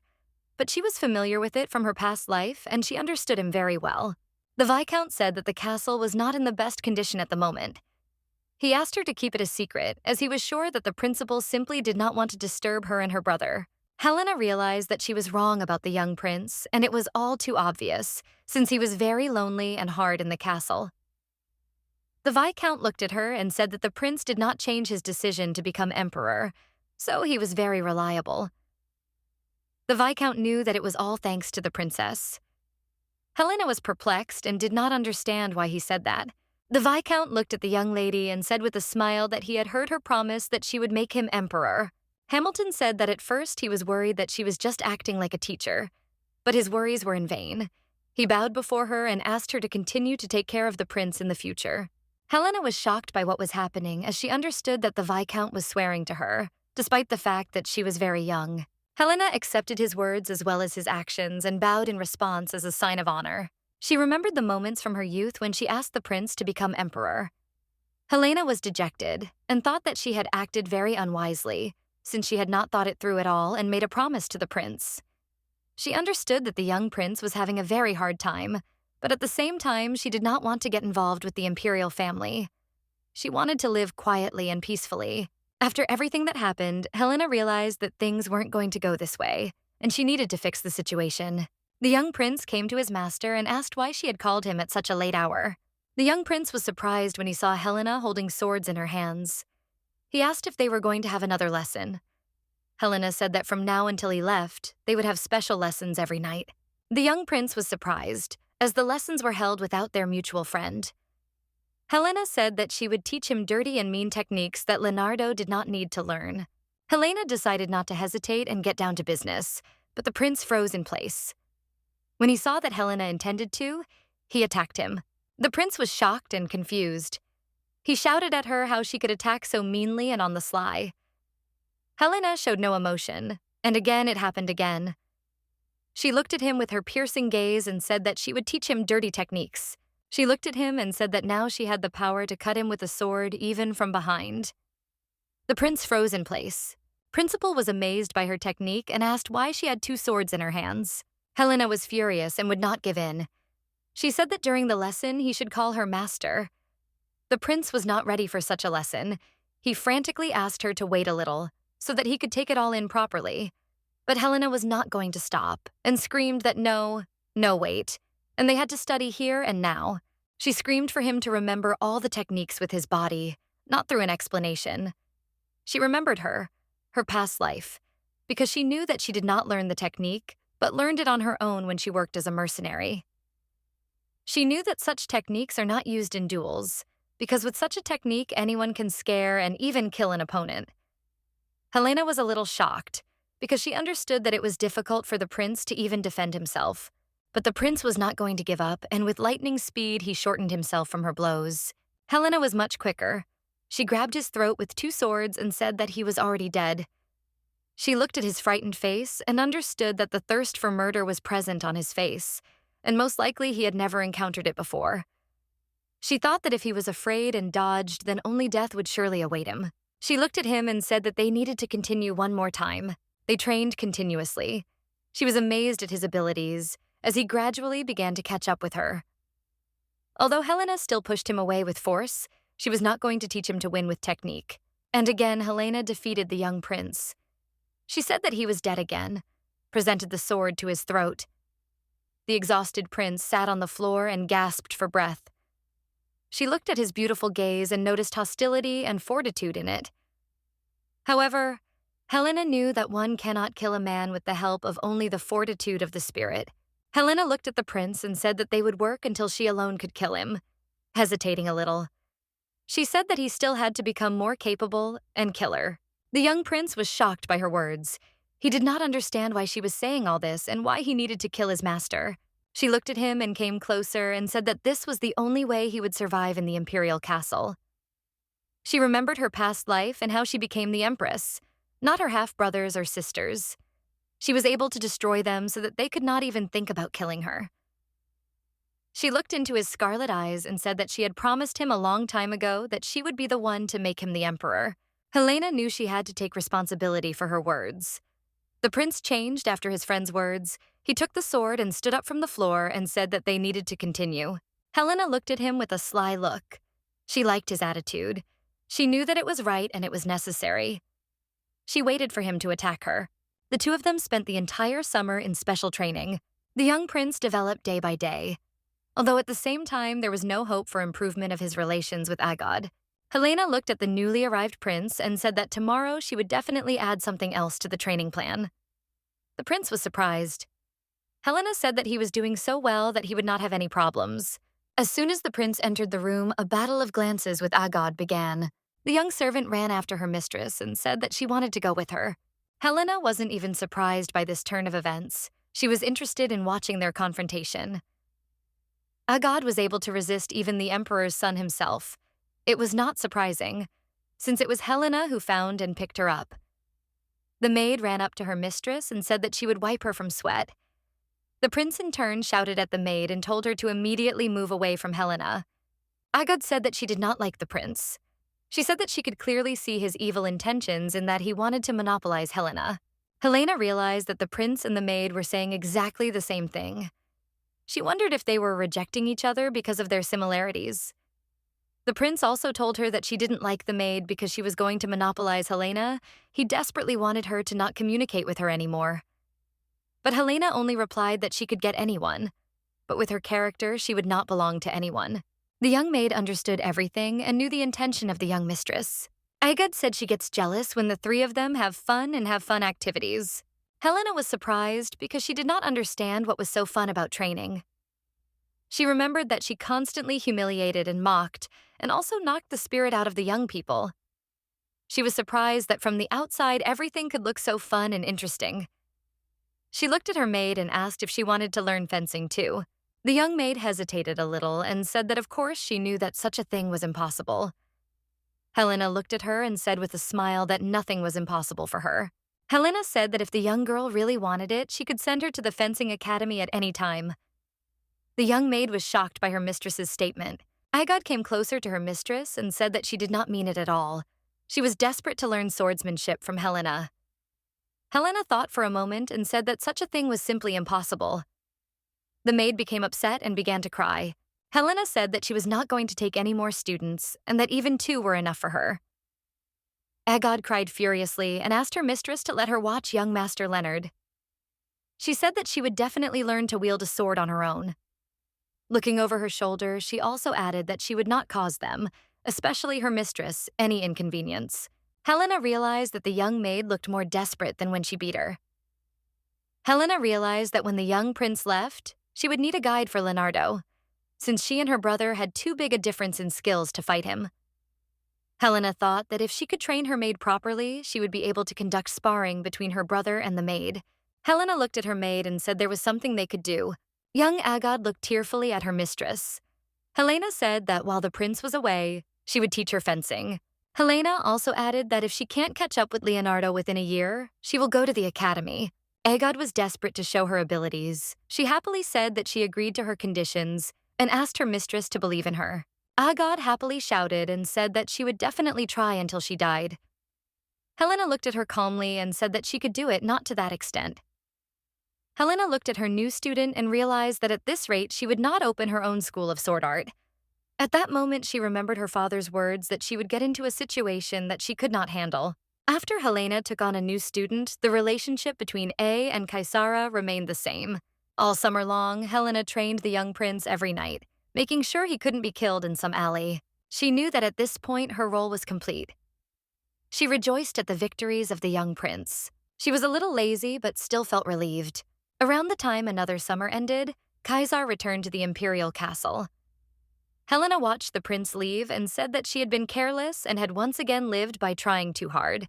Agad looked at her mistress and said that I also needed to return, and she would definitely help her to idle away all the time. Helena calmly prepared young students. She enjoyed the idle life together with Agad and Leonard, but after 5 months, all her plans burst like a soap bubble. In the winter of that year, a young woman came to visit them and said that her name was Rovina. Helena looked at the young lady and realized that they were meeting for the first time, as she had not seen her before. Leonard looked at the woman and asked what she had come to see them about. The young woman looked at them and said that Prince Kaisar had sent her. She said that he had given the two of them letters. The woman looked at the young men and said that the Viscount had originally been planned to come. She said that if they sent a familiar person, the princess would definitely run away. So they sent her. Helena knew that if she had known earlier that the woman had been sent on behalf of Kaisar, she would never have met her. Helena read the letter and realized that the reason she had come to them was because the prince had invited them to the coronation. A few days ago, Helena and Agad were discussing the coronation of the prince. Helena said that it is usually done at the beginning of the year. Leonard said that the imperial palace was going to hold the transfer of the title and the prince's birthday at the same time, and he added that the prince himself had personally asked the emperor to do so. Helena was a little surprised and asked her brother if the prince had a birthday in winter. Leonard said that was why the prince's middle name was Winter. He said with a grin that if the prince heard their conversation, he would definitely cry. Helena said that anyway, because they were still young, they wouldn't be able to attend such a big event. Her brother looked at her and smiled. He said that she was probably too lazy to go anywhere, as always. Helena looked at him and said that was another reason. Helena knew that she would not go to such an event. She knew that if it was the coronation of the emperor, then maybe she would go. She knew that it was impossible for them to go to the distant capital for the sake of the crown prince.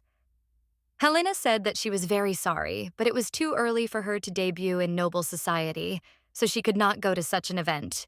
The guest looked at her and said that the prince knew that she would say that and asked to tell her to read her invitation more carefully. Helena looked at him with a sly smile. The guest, and said that since she did not have an invitation, she would not be able to go to the reception. The woman looked at the young lady and said that the prince had foreseen everything, so he ordered many copies to be prepared. The brother and sister were shocked by what the prince came up with. Helena barely contained her emotions. She looked somewhere into the distance and told her brother that they would be looking forward to such a large-scale event. Leonard was shocked and confused. He looked at her and asked if she really intended to go. Helena was serious because she was so angry. She said that she simply had to go and meet the prince. She knew that it was better to go and meet him so that she could kill him personally for his tricks. The woman looked at them and said that for their perfect debut, the prince had ordered that they be helped both materially and spiritually. And she also mentioned that she had received the duke's permission. Helena was shocked, as she understood that with the appearance of the guest, her plans burst like a soap bubble. They began to prepare for the debut. The maids took the measurements of the young men. Helena did not understand anything and investigated the words of the young woman until the very day of the coronation. The Duke and Duchess looked at their children, and the Duke said that they would be present at the ceremony, and that the young people could return home after the banquet, as this was their first appearance in society. He advised them to speak as little as possible and listen as much as possible. Leonard obediently agreed to his parents' instructions. Helena was a little puzzled and asked her father if they wouldn't be together the whole time during the reception. The Duke looked at them and said that they had many places to visit during the day, so he said that they would meet a little later at a country estate. After her father's words, Helena realized that the aristocrats were attending several meetings. Helena knew that although the Faresque family did not participate in politics personally, they were still a ducal family, and they had to be at different meetings. Such meetings were actually accompanied by the exchange of information and the creation of factions. Although they were very friendly with the prince, they were not forced to personally attend the coronation. Leonard looked at your sister and said that he was very interested to meet the prince, but he also knew that the prince would be very busy, as there would be many members of the political world at the coronation. Helena was a little puzzled. She remembered her previous coronation as no one even approached her. She remembered moments from her past life and understood that, most likely, people were simply afraid of her, because her coronation happened right after her repression of her relatives, thinking about it. She understood everything, but unfortunately, only in her second life. Helena knew that she had sat in the Empress's place, not in the most usual way, but still there was one person who was not afraid to approach her. It was her only friend, Duke Grey. He was not afraid of her, and even invited her to dance with him. At that time, the young woman was too embarrassed by the uncomfortable atmosphere, but he was the first to extend his hand to her, which later made her very happy and even. At that time, such a gesture made her heart beat faster. Of course, that couldn't happen now. Helena looked at her brother and said that she would definitely meet Caesar before leaving. Leonard was a little surprised and asked if she really wanted to meet the prince so much, or if she said that of course she wanted to meet him, since she was very upset that she had to go so far. But what was most important was that Helena frantically wanted to just kill him for such a vile letter. Leonard looked at his sister and asked her with a smile if that was all, or if she was not telling him something. Helena looked at her brother in confusion and said that it was only one reason. She did not understand why he thought there was another reason why she was so desperate to see the prince. Leonard looked at his sister and asked if it was true that she liked him more than anyone in the world. Helena knew that in any case in her past life she had already been to an unbearable number of receptions. So she decided to follow her father's advice and just stay in the corner and then quietly leave. But 30 minutes into the reception, an awkward situation happened to her. Helena sat there. A dumbfounded young lady apologized for licking wine on her. She said her hand had twitched by accident. The young lady began to play to the crowd and said that she thought Helena needed to change her clothes. Helena looked at her opponent and realized that she was not going to be left alone. The celebration began. The rules of receptions had not changed even after several hundred years. People gathered in a circle of beauties and influential people. Young men were eager to talk to and get to know the beautiful Helena. Young men asked if she wanted to join the reading club, and young men wanted the Duke to invest in some family's businesses, and young girls gathered around Leonard and chatted cheerfully about various topics. Helena smiled and said that she was really glad to meet so many nice people, but mentally she was tired of everything and wanted to get away to a deserted place as soon as possible. Out of the corner of her eye, she noticed that her brother was doing so well with the influx of people. She thought she could slowly get out of this. Helena smiled at her opponents and apologized for interrupting such a fascinating conversation. She said that she was very ashamed, but since it was her first time at such an event, she would like to rest a little. Mentally, she shooed everyone away. But the young men were not going to give up. They offered to take her to the restroom and bring her something to drink. Helena was shocked and did not understand what was happening to the young men. She knew that she had no reason to refuse, but she did not want to accept their offers. Helena hesitated and did not know what to answer, when suddenly her brother came up to her and said that he was her escort, so he himself would take her to the restroom. Helena was surprised, but at the same time happy about her brother's appearance. Helena smiled and thanked her brother for saving her, as she really wanted to escape from the young men. Her brother looked at her and said with a smile that he understood everything and that's why he helped her. Leonard looked at his beloved sister and asked if anyone had accidentally touched her without her consent.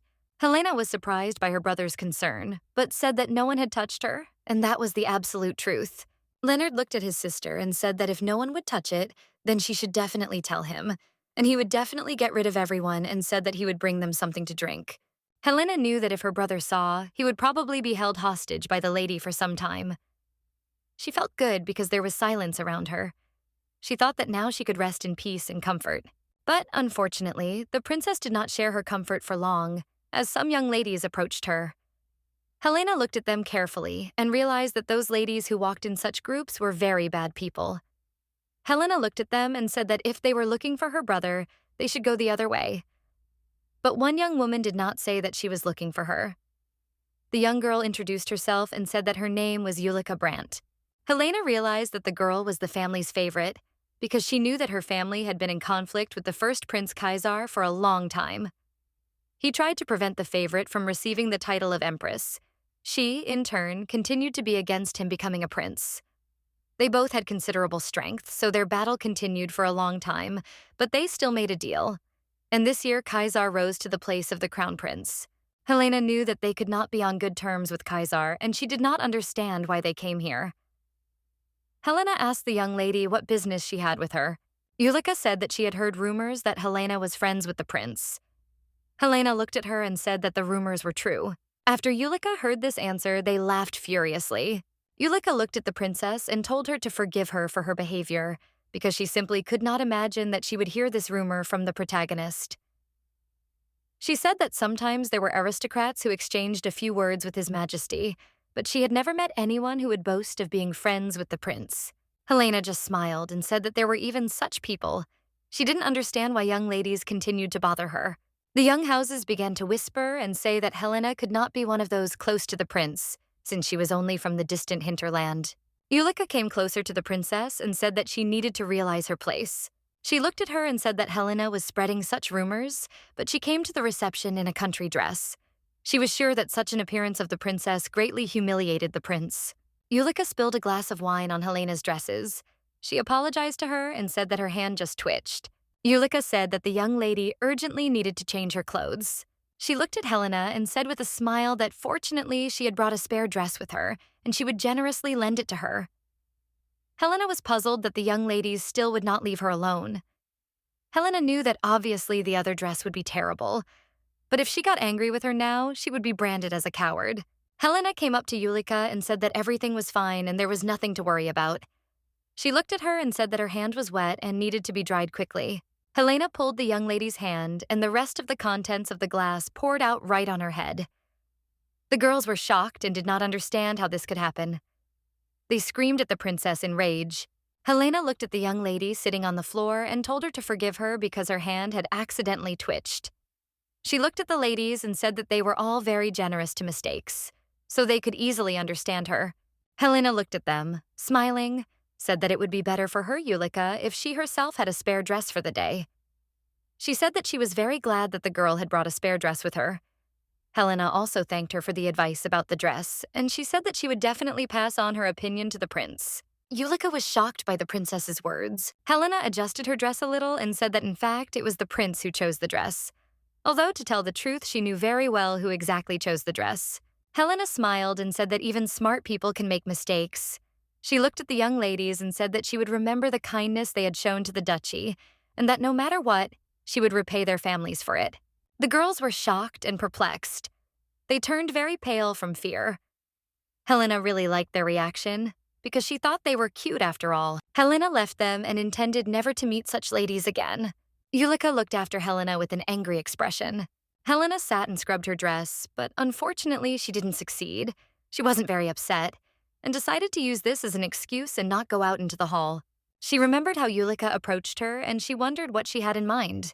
She knew that because of the closeness of the favorite's family, their influence was very great. In addition, even as a countess, she was very involved in politics, so it seems that she had more influence than their family. Helena wondered what benefit she had in pestering the Foresca family. She remembered what the young lady had told her, and realized that most likely the young lady was in love with the prince. Helena realized that even if it was true, such a situation was quite cute, even though there was no such expression of jealousy. Helena heard from afar that the prince's arrival was announced. She wanted to see him since she came to such an event, but her laziness was distracted by the fact that she saw snow outside the window. She came closer to the window and looked closely at the surroundings. Helena said to herself that in order to recognize a village dress or hers, you had to wear them often. Helena knew very well that now that in her past life she was not particularly interested in dresses or jewelry before she became the Empress. She wandered the streets and battlefields, but after she became the Empress, she began to wear armor even more often. Helena looked into the distance and realized that she did not have a single good memory of the Imperial Palace, but still, for some reason, she missed those times. Unexpectedly for her, the prince came up from behind and said that he had finally found her. Helena was surprised how he could find her. The prince said that she was not visible, so he asked someone and was told that she was here. Helena said that her clothes were a little dirty. The prince looked at her surprised and said that he thought that she was avoiding everything again because she was lazy. Helena smiled, said that was also one of the reasons. The prince said that it was very similar to her. She looked at the young prince and asked if it was okay for the main character of the party to be in such a place. The prince said that he came after greeting everyone so that if he left for a short time, everything would be fine. Helena was going to scold the prince about the letter when they met, but seeing how tired he was from preparing, she couldn't say anything to him. She looked at him and said that he had become even taller than her. The prince smiled and said that he had always been taller. Helena sadly said that she had never had to lift her head so much to look up. The prince smiled and said that he understood that it was difficult for her to look up at her opponent. The prince approached her and lowered himself a little. He asked if it would be okay if she looked at him like that. Helena was shocked by the prince's behavior. She felt uncomfortable and said he was too close to her. He was shocked and asked what she wanted then. She hesitated, and he said he could kneel. Helena said that was a great idea because she liked looking down better. So she wanted him to kneel before her. He smiled with a sigh and said that there really was nothing to be done about her. And the young prince knelt before the young lion and asked if his behavior would satisfy her. Helena smiled and said that everything was perfect. She knew that if someone saw the crown prince in such a pose, they would definitely be scared. But she knew that she could never say such words to his face. She tenderly closed his eyes and wished him a happy birthday. Embarrassed, Helena thanked him for being born. After the words, there was silence between them. Helena waited a bit and told him to at least say something, because he would die of embarrassment now. The prince thanked her and said that he actually came to her because he wanted to hear these words. Helena was embarrassed by the prince's behavior and said that if he went out into the hall, he would definitely be able to hear such words from most people. He looked at her and said that such words would only be meaningful if he heard them from her. The principal came closer to his companion, took her hands, and said that he was born for her sake. Helena realized that the young prince's voice was filled with the desire to burst into tears, and she could only hug him. She knew that he was a stubborn and lonely student who said that he was born for her. She mentally thanked him for appearing in her new world. After the appointment was over, Helena had 3 days of freedom. Leonard looked at his sister and asked what she wanted to do for 3 days. Helena smiled and said that she would just like to sleep at home. He was not surprised by this answer. Helena looked at her brother and asked what he was planning to do, as she assumed he was planning to tour the houses of aristocrats, as her father and mother had done. She knew he had received many invitations from different ladies at the reception. Leonard looked at her and said with a smile that he was not going to do that, since he had recently wanted to go on an excursion to the Knights Detachment.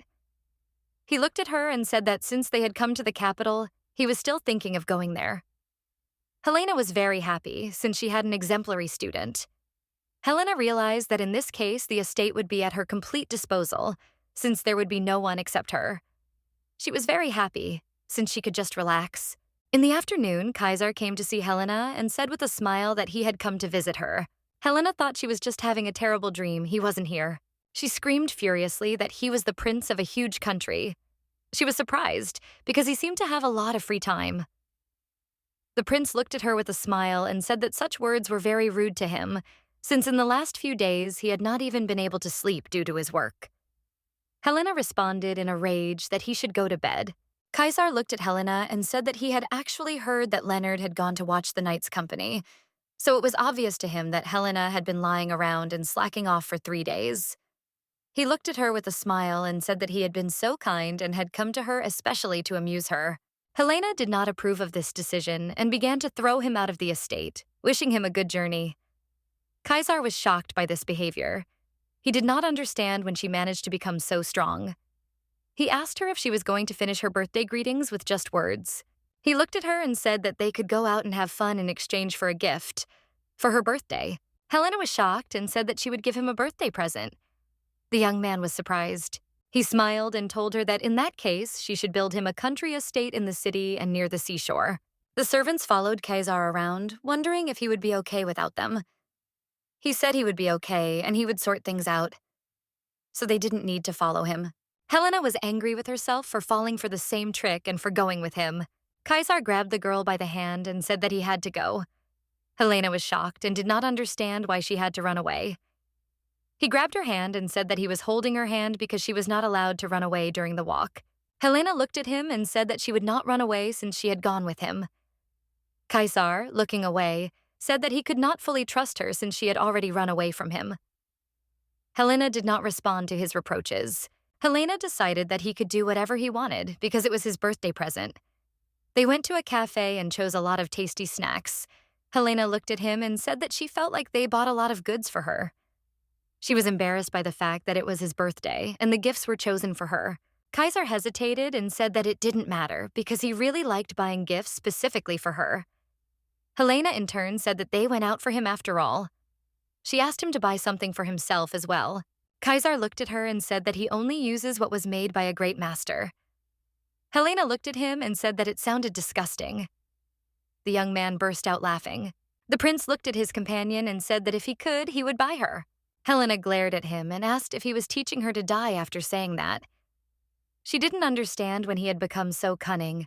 Before, when she bullied him, he would just get angry and seethe. But the more he grew up, the worse his character seemed to become. The young prince looked closely at his companion. The prince looked at her and asked how she liked yesterday's reception. Helena looked at the prince and said that she didn't even know, since she had just been in the room the whole time.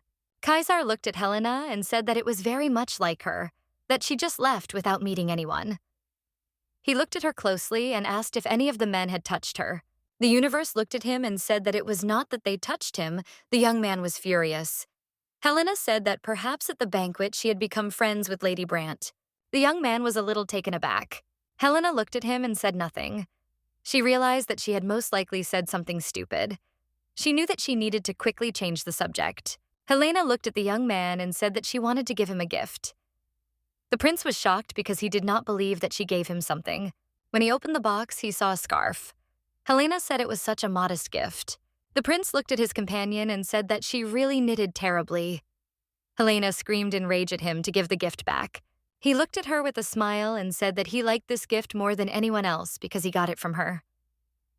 Helena said that these were just empty words because he had received many different jewelry items for the holidays. The young man looked at his companion and said that all the gifts were not for him, but for the imperial family, and what she gave was only for him. The young lady was surprised by his words and simply looked at him silently. Helena said that she couldn't even believe that he would like her gift. The prince laughed and said that he liked it very much. He said that he liked it so much that he was ready to give his life for it. Helena looked closely at the view outside the window and realized that the capital was still invariably beautiful. She had spent countless nights in the city in her past life, but this night was truly wonderful. The young man fell asleep in the carriage. Helena began to wake him up since she had already seen the estate. The young lady looked at her companion. She noticed that he was so tired and all the fuss had worn him out. Helena thought it would be better if the meeting place he spent time on rest. She sat down next to him and started to wake him up. She said that they were almost there. Helena managed to wake up her friend, but at the moment he woke up, they drove over a hill and he fell on her. For a moment, their lips touched. The coachman in turn shouted for them to excuse him as the road was uneven. Helena whined as it was very painful. The prince in turn shouted that such a touch does not count. It cannot be taken into account. Helena was confused. She did not understand what he was saying. He continued to shout that it does not count. Helena did not understand what he meant by his words and actions. She wanted to know what was being discussed. But her anger warmed her, and she said that she would go first. She jumped out of the carriage with the speed of lightning. The prince looked after her. Leonard was shocked by the girl's appearance. He asked her what had happened to her lips, as they were very swollen. Helena said it was the carriage, as it was shaking and she bit her lip. Leonard was puzzled by her condition and asked if she needed to call. The young lady froze, unable to say anything in response. Siren said that she just needed some rest and everything would pass. The Viscount looked at Helena and said that he had insistently asked the prince to conduct a rehearsal for the accession to the throne. but he had been training in the morning and then came all sweaty. The prince did not understand what the problem was because it was just a rehearsal. The Viscount pointed at the prince and said that he was inappropriately dressed. Helena didn't answer. She just drank her tea in silence. The Viscount said that he was very upset about the prince and asked the princess to say something in response.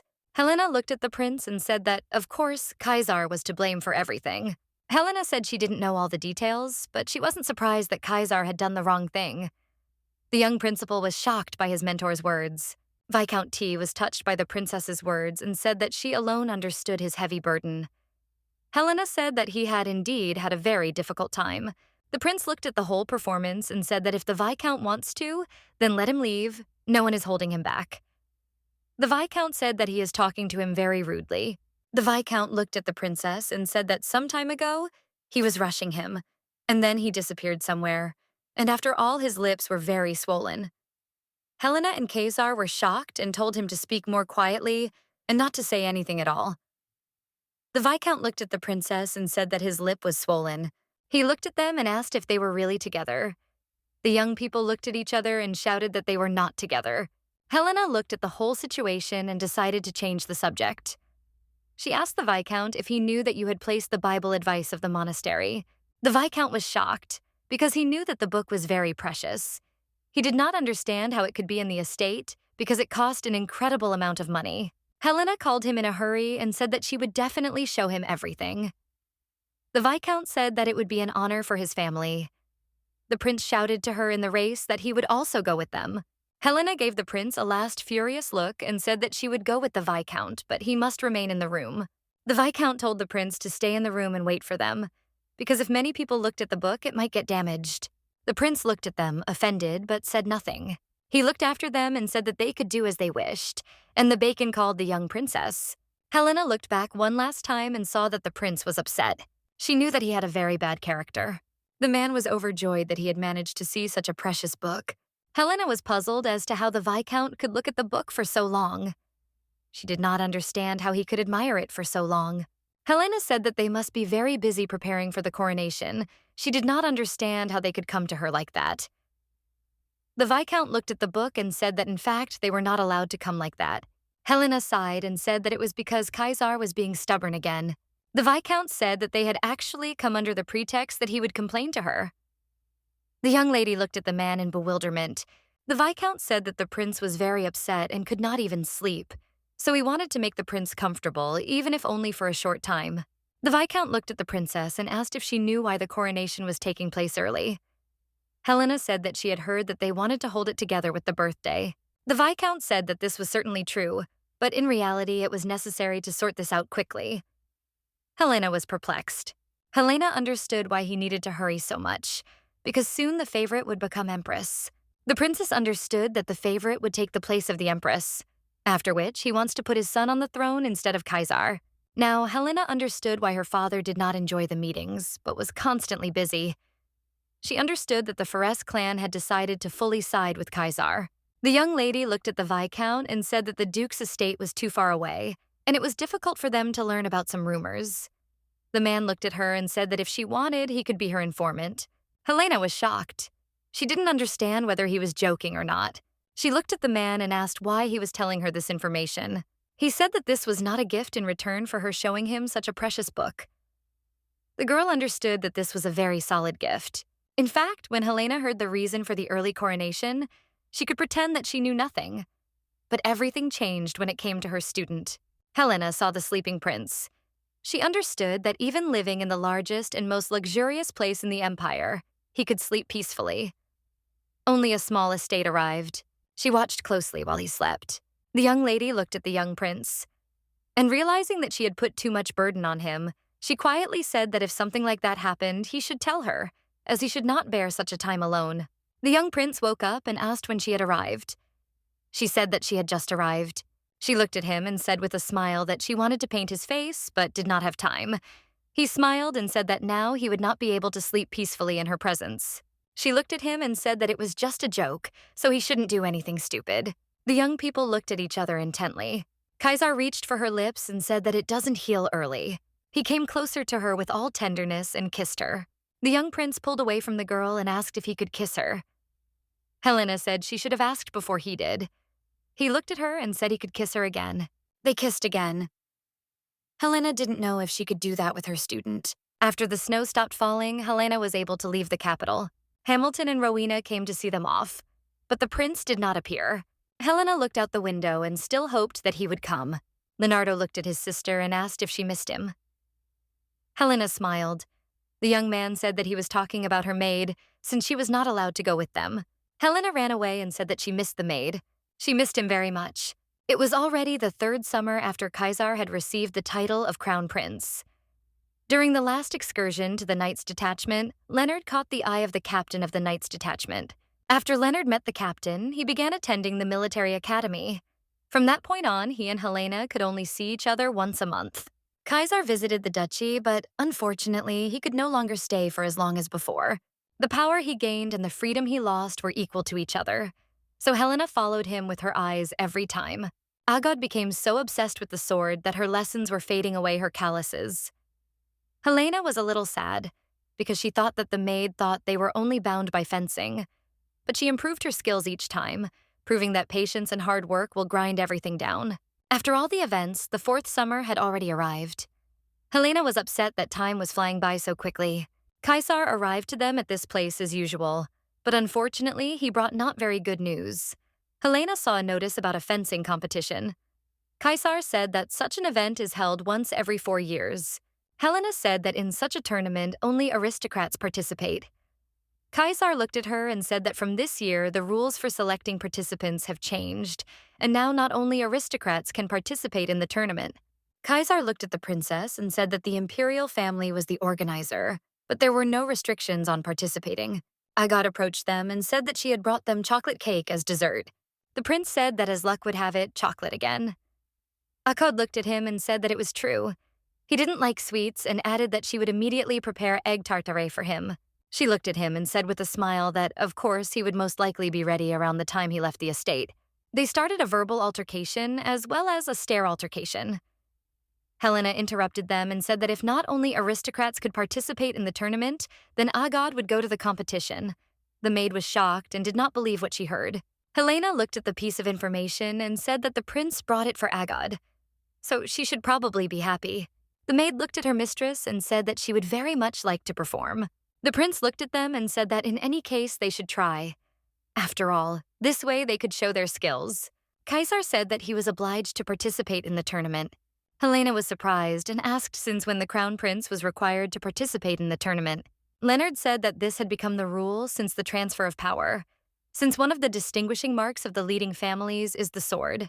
Helena was surprised because due to the fact that she stood out too much in her past life, such a tradition appeared. Helena smiled and said that in that case, the three of them would go out there and sweep away everyone in their path. Kaisar wanted to leave the estate when his friend heard Helena tell him that he could spend the night and leave in the morning, as it could be dangerous at night. Kaisar looked at her and said that he needed to go back already. The young lady looked at him and said that it seemed that he had become very busy after receiving a new title. The prince said that he was ready for this. She looked at him and asked if he would stay with them this summer. She knew that he should have been visiting them by now, as before. He looked at her and only apologized. She understood that she had asked about such a thing in vain. She knew that after that kiss 3 years ago, their relationship had become really awkward, because no one had ever spoken up about what had happened. Kaisar looked at her and said that she had made friends with one lady at the reception. He asked her if she had invited her to a personal meeting. Helena didn't understand why he was talking about her. He said he just suddenly remembered. Helena realized that something had happened to him. The young man was already leaving when his friend Helena called him. She said that if someone suddenly mocked him, he could tell her at any time. Kaisar was a little surprised by this statement. He smiled and said that he was her student. She said with a smile that she meant that he could be childish. Kaisar came up to her and hugged her tightly. Helena didn't understand what he was doing. He said he was just being childish because he needed to recharge himself to endure all the difficulties. Helena let him recharge a little and hugged him back. Helena watched him go. She wanted desperately to give him everything if only he would come to her. A month later, the three of them headed to the capital's estate to take part in the competition. The parents were very happy that Helena had finally found her way in life. They said that since she was going there, she could take part and meet many aristocrats. Then they arrived, and Agad was beaming with happiness. Agod looked at the lady and said that the capital was truly amazing. Agod pointed her finger at the castle and said that it was very beautiful. She was curious who lived there.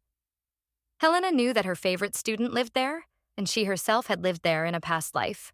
They also saw a statue of a dragon. Agod admired such a huge sculpture. Agod admired everything. She really liked the capital.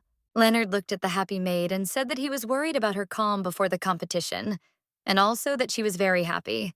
Leonard Dietio said that, despite everything, Helena often buys her friend a lot of different things. Helena just smiled and said that he also buys her a lot of presents. In response, he only smiled.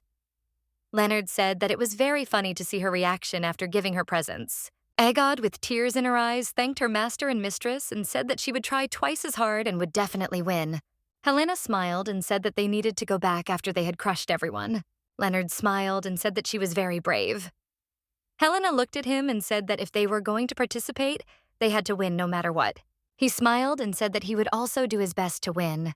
Helena admired her brother, as she had not seen him so confident for a long time. Helena looked at her brother and said that she had talked enough about meeting someone and needed to go away for a while. Leonard was confused and did not understand who she was going to meet. Helena said that she was going to meet the Viscount for a while. Leonard was surprised, as he knew that she was usually too lazy to meet people. Helena said that everything was correct. Helena looked at her brother and said that she would be fine and that it would come back soon. The Viscount was surprised, as the young princess was the first to suggest meeting. Helena looked at him and said that she wanted to ask him something. He was surprised and asked if she wanted to use him as an informant. She said that she was not interested in politics at all. The Viscount was surprised and did not understand why everything was happening this way. He looked at her and asked what she was interested in. Helena said that she wanted to know all the information about the Brant family. The Viscount was surprised and asked what the lady of the Grant family had done to her. Helena had a problem with his answer, since he didn't say he knew or didn't know, but said that she did something. The Viscount looked at her and said that he had simply expressed himself incorrectly. Helena smiled and said that he would not be a spy. He laughed back and said that she was right. The Viscount didn't know where to start the story. He said that the current empress intends to make her own son the heir, since Khazar became the crown prince. Now, until he is killed, the empress's own son will not be able to take his place after Khalsar becomes emperor. And if Khazar has a child, then his death will not be easy to pull off. The Viscount said that most of the palace's internal affairs, as well as the people who report to the palace, sided with the crown prince, but there are also those who serve the empress. He looked at her and said that the empress intends to promote her people to your positions. Helena looked at him and said that in that case, the empress wished to make Yulika the wife of the crown prince. The Viscount said that all this had been planned a long time ago. Helena looked at him and said that in that case, it was time to discuss Khazar's engagement. The surprised man looked at his companion and said that she was calmer than he thought. Helena said that there was nothing surprising about this, since members of the imperial family married early. The Viscount said that if she wanted to take the place of the crown prince's wife, they had a strong enough desire to push her to it. Helena said that she did not want it. The Viscount was surprised and did not understand why she refused, since in the future she could become the emperor's wife. Helena didn't understand what was funny about it and thought it was too much of a tedious responsibility for her. The icon was shocked. He sat in despair and shed tears. Helena was surprised and realized that Khazar most likely had no idea that he was supposed to get married soon. She didn't understand what he was thinking when he kissed her. After the conversation ended, the Viscount and Helena said goodbye. It was the morning of the fencing competition. The main stage was about to begin with the 16 knights who had passed the qualifying tournament yesterday. Because there were no qualifications, the seats were packed tightly. Helena realized that was why she was being escorted to the first floor.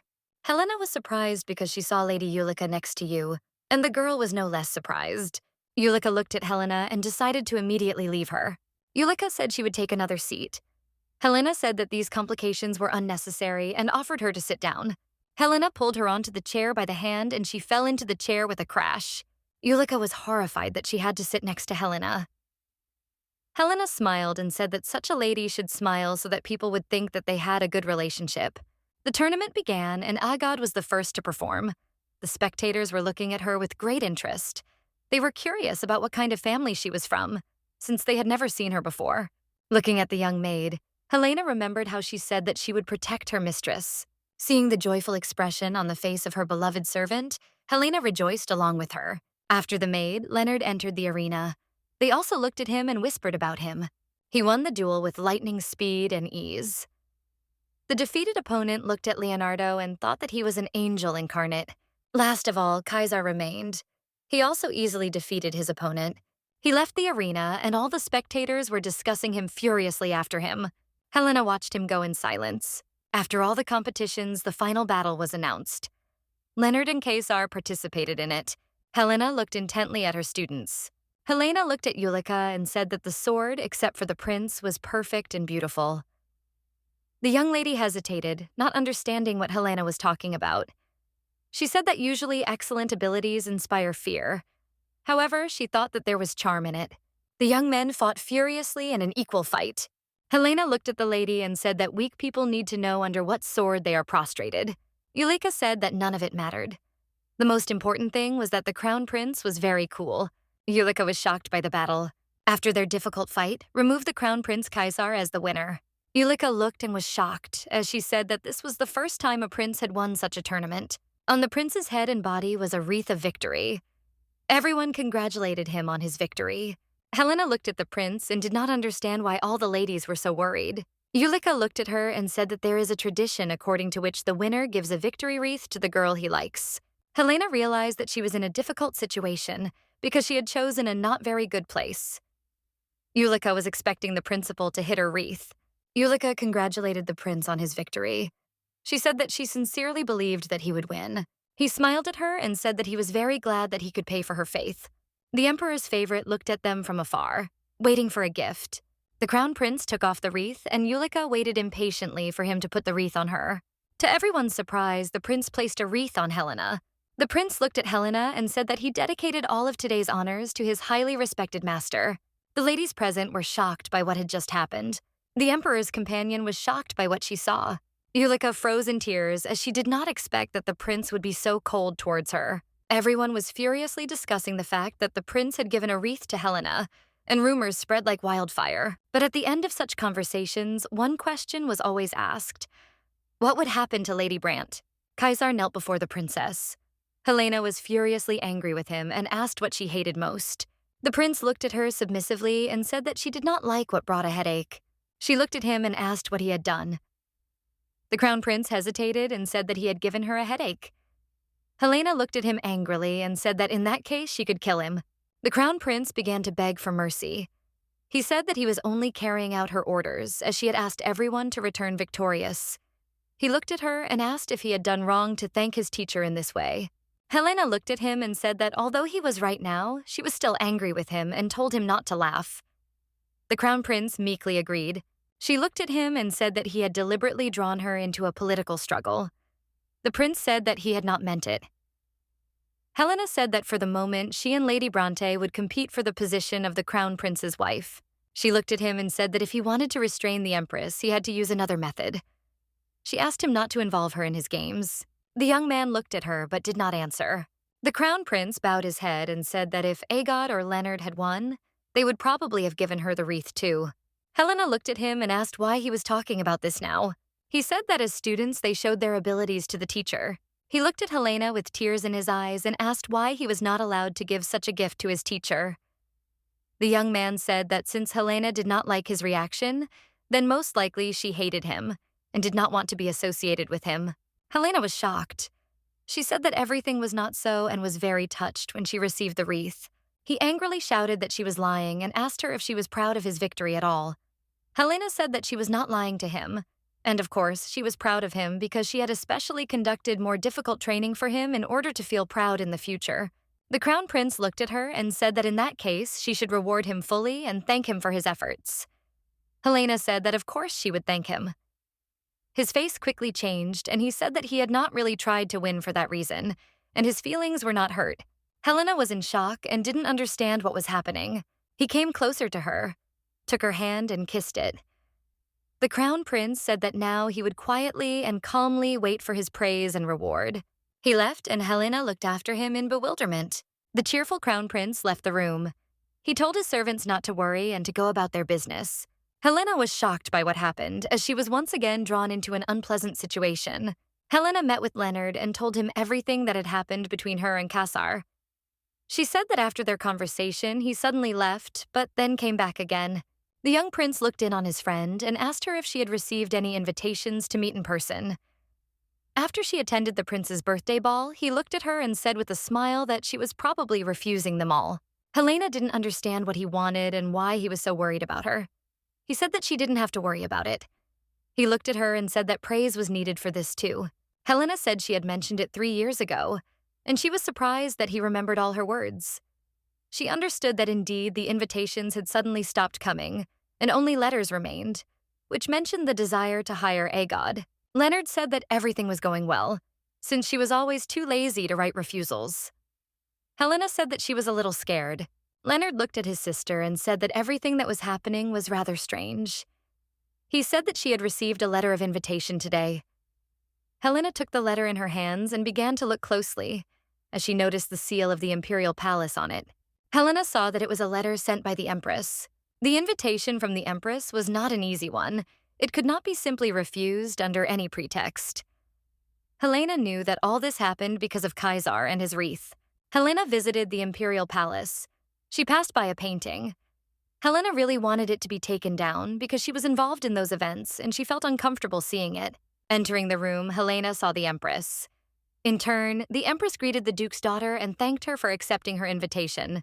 Helena greeted the Empress with all politeness. Helena looked at the young Lady Bronte and said that they had met again. In turn, the young lady said that indeed they had begun to cross paths often before. The Empress was shocked that the girls knew each other. Young Lady Bronte said that she and the princess had only spoken a few times. The Empress looked at Helena and said that she was very modest even after the prince expressed his love to her. Helena was shocked by this statement and said that the Empress was probably joking. The Empress said that she was not joking, since Helena had indeed received a wreath from the Crown Prince at the competition, and the wreath symbolizes love. The Empress looked at the young Lady Bronte and said that she needed to put in a little more effort to win the Crown Prince. Helena looked at the Empress and said that she had studied fencing with the Crown Prince. So, most likely, he just wanted to share his happiness with her. The Empress looked at her and said that the girl was really modest. The Empress looked at the girls and said that Lady Bronte needed to study not magic, but fencing. I was surprised by the fact that the young lady studied magic. Helena learned that magic is a very complex subject that not everyone can use. She knew that at the moment there are no people who have studied and used magic. The Empress looked outside and said that it was such a sunny day, and asked the young ladies if they would like to go with her to the backyard, as she wanted to show them something. Helena looked at her and said that she would be happy to join her. There was a shooting range in the backyard. The Empress looked at her invited ladies and said that she had invited the youngest archer to the castle so that the two of them could enjoy his company. Helena was confused. Helena also saw that Lady Brant was also new to this situation. The Empress looked at Helena and said that she had heard that she had a talent for holding a ball. She wondered if she had a talent for archery. Helena looked at the Empress and said that she had held a bow when she was a child. Helena remembered the old days from her past life, when she was working as a mercenary. She was briefly trained in archery by her comrade, but unfortunately, she could not master the bow as well as the sword, so she gave up. Lady Brunton was shocked. She said that not only did the princess hold a sword, but also a bow. On top of that, she looked at the princess and said that she really could be called a tomboy. The lady said that if the lady is majestic, she should not only wield a bow, but should also be able to use dance and poetry as her weapons. Helena looked at them and said that she had noticed absolutely correctly. There was no need to enter into an argument after such a worthless provocation. The Empress looked at the young ladies and said that Lady Bronte had been trained from early childhood as the wife of the Crown Prince. She also added that young Helena grew up free. Helena looked at her and said that it was because she was far away from the battlefield for power. The Empress looked at her and said that she would like the Duke to continue to protect her place of honor. She looked at her and asked if the young lady took after her father and was not greedy for power. They sat in the garden and watched the archers shoot. Lady Ulrica was very frightened by the noise. Helena looked at the Empress and said that she was not interested in the problems of the imperial family at all. She understood the Empress's intention. The sound of the arrows piercing through was certainly a threat. The Empress looked at the princess and asked if she could swear to the truth of her answer. She desperately wanted the princess to stop looking at the place of the mistress of the imperial estate. Helena was not about to give up and said that she wanted to demonstrate her abilities before giving her an answer. The Empress said that she would be glad to look at the young lady. Helena walked up to the man and took the arrows and bow. She realized that the bow and arrows were much lighter and more comfortable than the ones she had before. Helena picked up the instrument and took aim. With lightning speed, she loosed the arrow and it hit the target. She knew that this would be a silent prevention of her threats. It was the best way to let her know Helena's intentions. Helena looked at the Empress and said that she could make a deal with me, but she would not swear anything. Lady Yulika was shocked and did not understand how the princess dared to speak to the Empress like that. The Empress looked at the young lady and asked her to bring the earrings from the room. The Empress looked at the young princess and said that she liked her very much, and it was hard to believe that she and the lady were the same age, since the princess was much more talented in everything. The Empress looked at the princess and asked if she would like to get closer to her. The princess said she is a close friend of the crown prince. The Empress looked at her and said with a smile that he was her close friend, but at the same time her son, of whom she was very proud. The Empress looked at the young princess and said that if she became close to her, such closeness would in no way harm the princess. Helena didn't have time to say anything when suddenly the crown prince approached her. She was perplexed, as she didn't expect to see him. After their short conversation, Kaisar asked the princess for forgiveness. The crown prince said he didn't want to add to her worries. Helena stood and looked at him in bewilderment. She remembered their conversation. The crown prince said that if he had known that the meeting would take place in such an environment, he would have come a little faster. Helena was surprised, did not understand where the crown prince had learned from, and that she had been at an audience with the Empress. The Empress looked at the crown prince and said that since he had already arrived, they could have some tea. The crown prince politely declined, as he was not used to such events. The Empress said with a smile that she just wanted to make more friends, and so she invited the young ladies to her place. The crown prince looked at the Empress and said that in that case he would like to take the princess with him. The Empress looked at him and said that she did not want to make her son angry, so she, as a submissive mother, would back off. The Empress looked at the young princess one last time and said that she had had a very fun time with her. The Empress decided to leave them immediately. Helena and the prince watched her go. She looked at the Empress and was sure that such a person could easily slip poison with a smile on his face. She did not understand how Kaisar resisted her all the time. Helena looked at her friend and said that if he wanted, she would take his side. Kaisar was surprised by her words. He said there was no need for that, and she could live as she had lived up to that point since he wasn't going to choose her. Helena was a little surprised, but he said she was too lazy to do that. Helena came closer to her friend and said that it was not he who chose, but she. She remembered the promise she had made to him. Young Helena promised Kaisar that she would make him emperor, no matter what the cost. She looked at him and said with a smile that his mentor would help him figure everything out. The crown prince was surprised and could not say anything in response.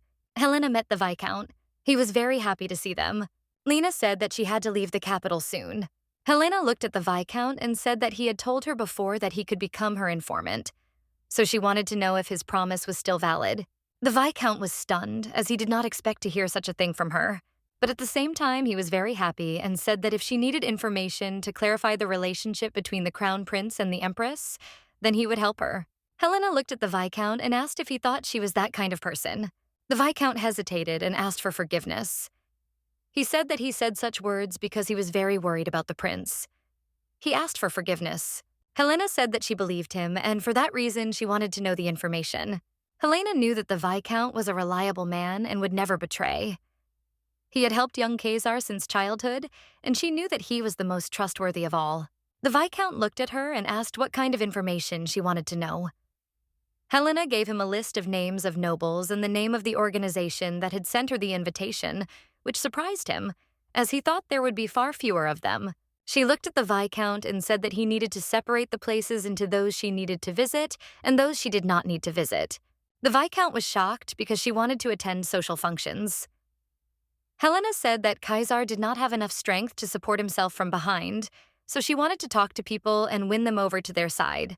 The Viscount understood her plan and was very pleased with the princess, but her tactics shocked him. Helena looked at him and asked if it was so difficult for him to believe in her sincere intentions. She said she did not need to ask the crown prince for permission if it was her decision. The Viscount looked at her and said that he would have to justify himself to the crown prince and say that he had dissuaded her. Helena smiled and told him to do all the work within 3 days. He said that he would solve all the problems within 2 days.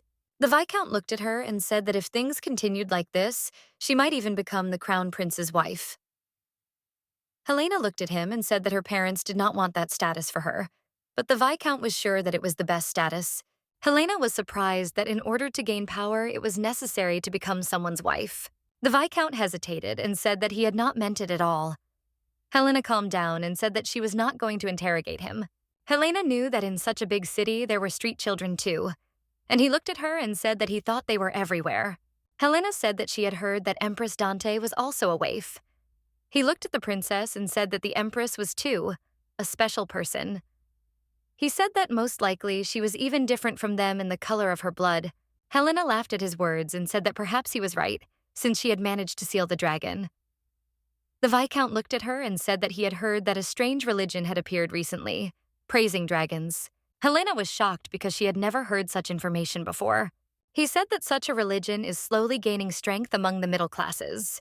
Helena was surprised and said that in that case the holy assemblies should not sit idly by. The Viscount was a little puzzled since they were not going to oppose such a trifle. The man said it was obvious that such a religion would be popular for a while and then just disappear. He said that if Empress Dante saw this, she might turn over in her grave. Helena agreed with him and laughed. Helena wondered if maybe she had already distanced herself from Dante and gotten used to Helena's life. She was the direct opposite of Dante. After Helena notified her father, who had arrived in the capital, she frantically calmed the men. They told her that if she needed anything, she could feel free to contact them. Exactly 3 days, Hamilton provided her with a list of aristocrats and organizations divided into enemies and allies. Helena hurried to visit them personally and also invited them to premieres. She acted quietly so that her haste would not be noticeable. She made connections. The following summer, Agod brought the girl new invitations.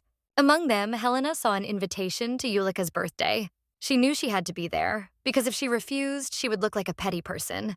And she knew it would be a good opportunity, because the Empress would be there. Helena went to the party with the Viscount as her brother had made up excuses not to go with her. The Viscount smiled and asked why she didn't like him so much. She smiled and said that the Viscount was twice her age. He denied everything, but she agreed, and they went and soon arrived at the celebration. Helena walked out onto the estate and saw an incredible number of people. The Viscount said that Lady Brant was standing to one side and that they needed to go and greet her. They approached the birthday girl and congratulated her on her birthday. Eulika saw that Helena had come to her birthday party. She said that it must have been difficult for Helena to drive on the country road. Helena smiled and said that her journey had indeed been long, but it didn't matter that the roads were bad. She looked at the lady and said that she had brought her a small gift. Eulika smiled and said that most likely her gift was something like a pumpkin. Helena smiled and said that they were picking pumpkins in the fall now. Helena looked surprised and asked the birthday girl if she really didn't know such information. Helena hastened to apologize, but the Viscount said that she had no need to apologize and emphasize someone's ignorance. They decided to leave the lady quickly and thanked her again for the invitation. The birthday girl shouted after them for them to wait. Helena told the Viscount that she had a lot of fun watching the young lady rushing from side to side. The man smiled and said that Helena had a terrible temper. The Viscount smiled and said that there was a reason why he and the Crown Prince had become friends. Helena smiled and asked if he had just scolded her. Helena sat and rested in the restroom. Later, she asked the young man to find someone for her so that she could go wash her hands. The man quickly fulfilled her request and found a maid. Helena walked with the maid and said that she had not seen the Count. The maid said that most likely the master was in the smoking room. They were walking down the corridor and Helena accidentally noticed that one door was open. Looking in, she saw something that looked like a library. Her observation was interrupted by Lady Eulika. She said that he was not brought up as in look into the rooms of someone else's house. Helena was in a hurry and said she was just leaving for a moment to wash her hands. The lady said Helena had come to the wrong place. Helena said that she was so surprised when she saw the office that she didn't even notice how she went to look at it. She asked for forgiveness and said that the Count seemed to love reading very much since he had such a beautiful place besides the library. The young lady bowed her head and said that it was just an office. Helena didn't understand her, and the lady said that it was just her office. Helena looked at her and said that she understood now, since she remembered that Lady Eulika had studied magic. Lady Eulika said that she studies a lot of things, as this is her education, and she really likes such things compared to pumpkin picking time. Lady Eulika said that the princess doesn't understand magic at all. Helena smiled at her knowledge and said that she really was very erudite in matters of magic. She said this sincerely. Lady Ulika said that magic is a perfect science, despite the fact that many say that it is useless. Helena knew that magic was a lost technique at the moment. Even if you knew the theory well, it was difficult to apply it in practice. Helena saw the look in the young lady's eyes when she spoke of magic, her gaze shining brighter than the sun itself. Helena looked at her and said that of course there was no teaching that did not make sense. Helena looked at the young lady and said that she was really doing incredible things. Ulika was a little puzzled and quickly closed the door to her office. She asked for forgiveness and told the princess to leave. Lydia Ulika said that the princess needed to learn to be silent and calm as a noble lady. She said that she was invited to someone else's house and she was looking at all the rooms. She thought that was the worst thing a lady could do. Helena was shocked by what the birthday girl said. She apologized to her for embarrassing her and causing her trouble. She decided not to linger and immediately left the birthday girl. Walking down the long corridor, Helena realized that she hadn't even noticed how she had started praising the young girl. Helena knew that the young lady was the Empress's person and also their enemy. The servants whispered that their mistress would soon have a birthday party and turn 20. They were desperate to outdo the celebration they had had with Brant's family. They knew they had to be well prepared. Helena saw them whispering and didn't understand why they were more worried about her birthday than she was. Agad said that the services had their own battle. They were furious because the customs officials were turning up their noses and they wanted revenge. Helena just laughed. Agad asked Helena if Khazar would come to the birthday party, since he had not attended the Brant family reception. Helena said that he would not come to her. Agad was angry. She did not understand how he could dare not come to her mistress. Helena told the maid to calm down a bit, since he was still the crown prince and a bit busy. But in fact, she hadn't sent him an invitation.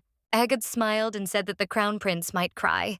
After some days of separation, Helena saw her brother. She was very happy.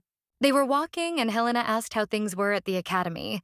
The young man said that he took a few days off since her birthday was coming up. Helena looked at her brother, not understanding how he could continue to grow after 20 years. It seemed to her that she had already stopped growing. He hugged his sister tenderly and said that she no longer needed to grow up. They came up and saw all the gifts. The young man was perplexed and asked if all the gifts were hers. Helena said that all the gifts were for her. After the training, Agad thanked her mistress. Helena said that she was very pleased with the young girl because despite being very busy, she did not shirk her studies.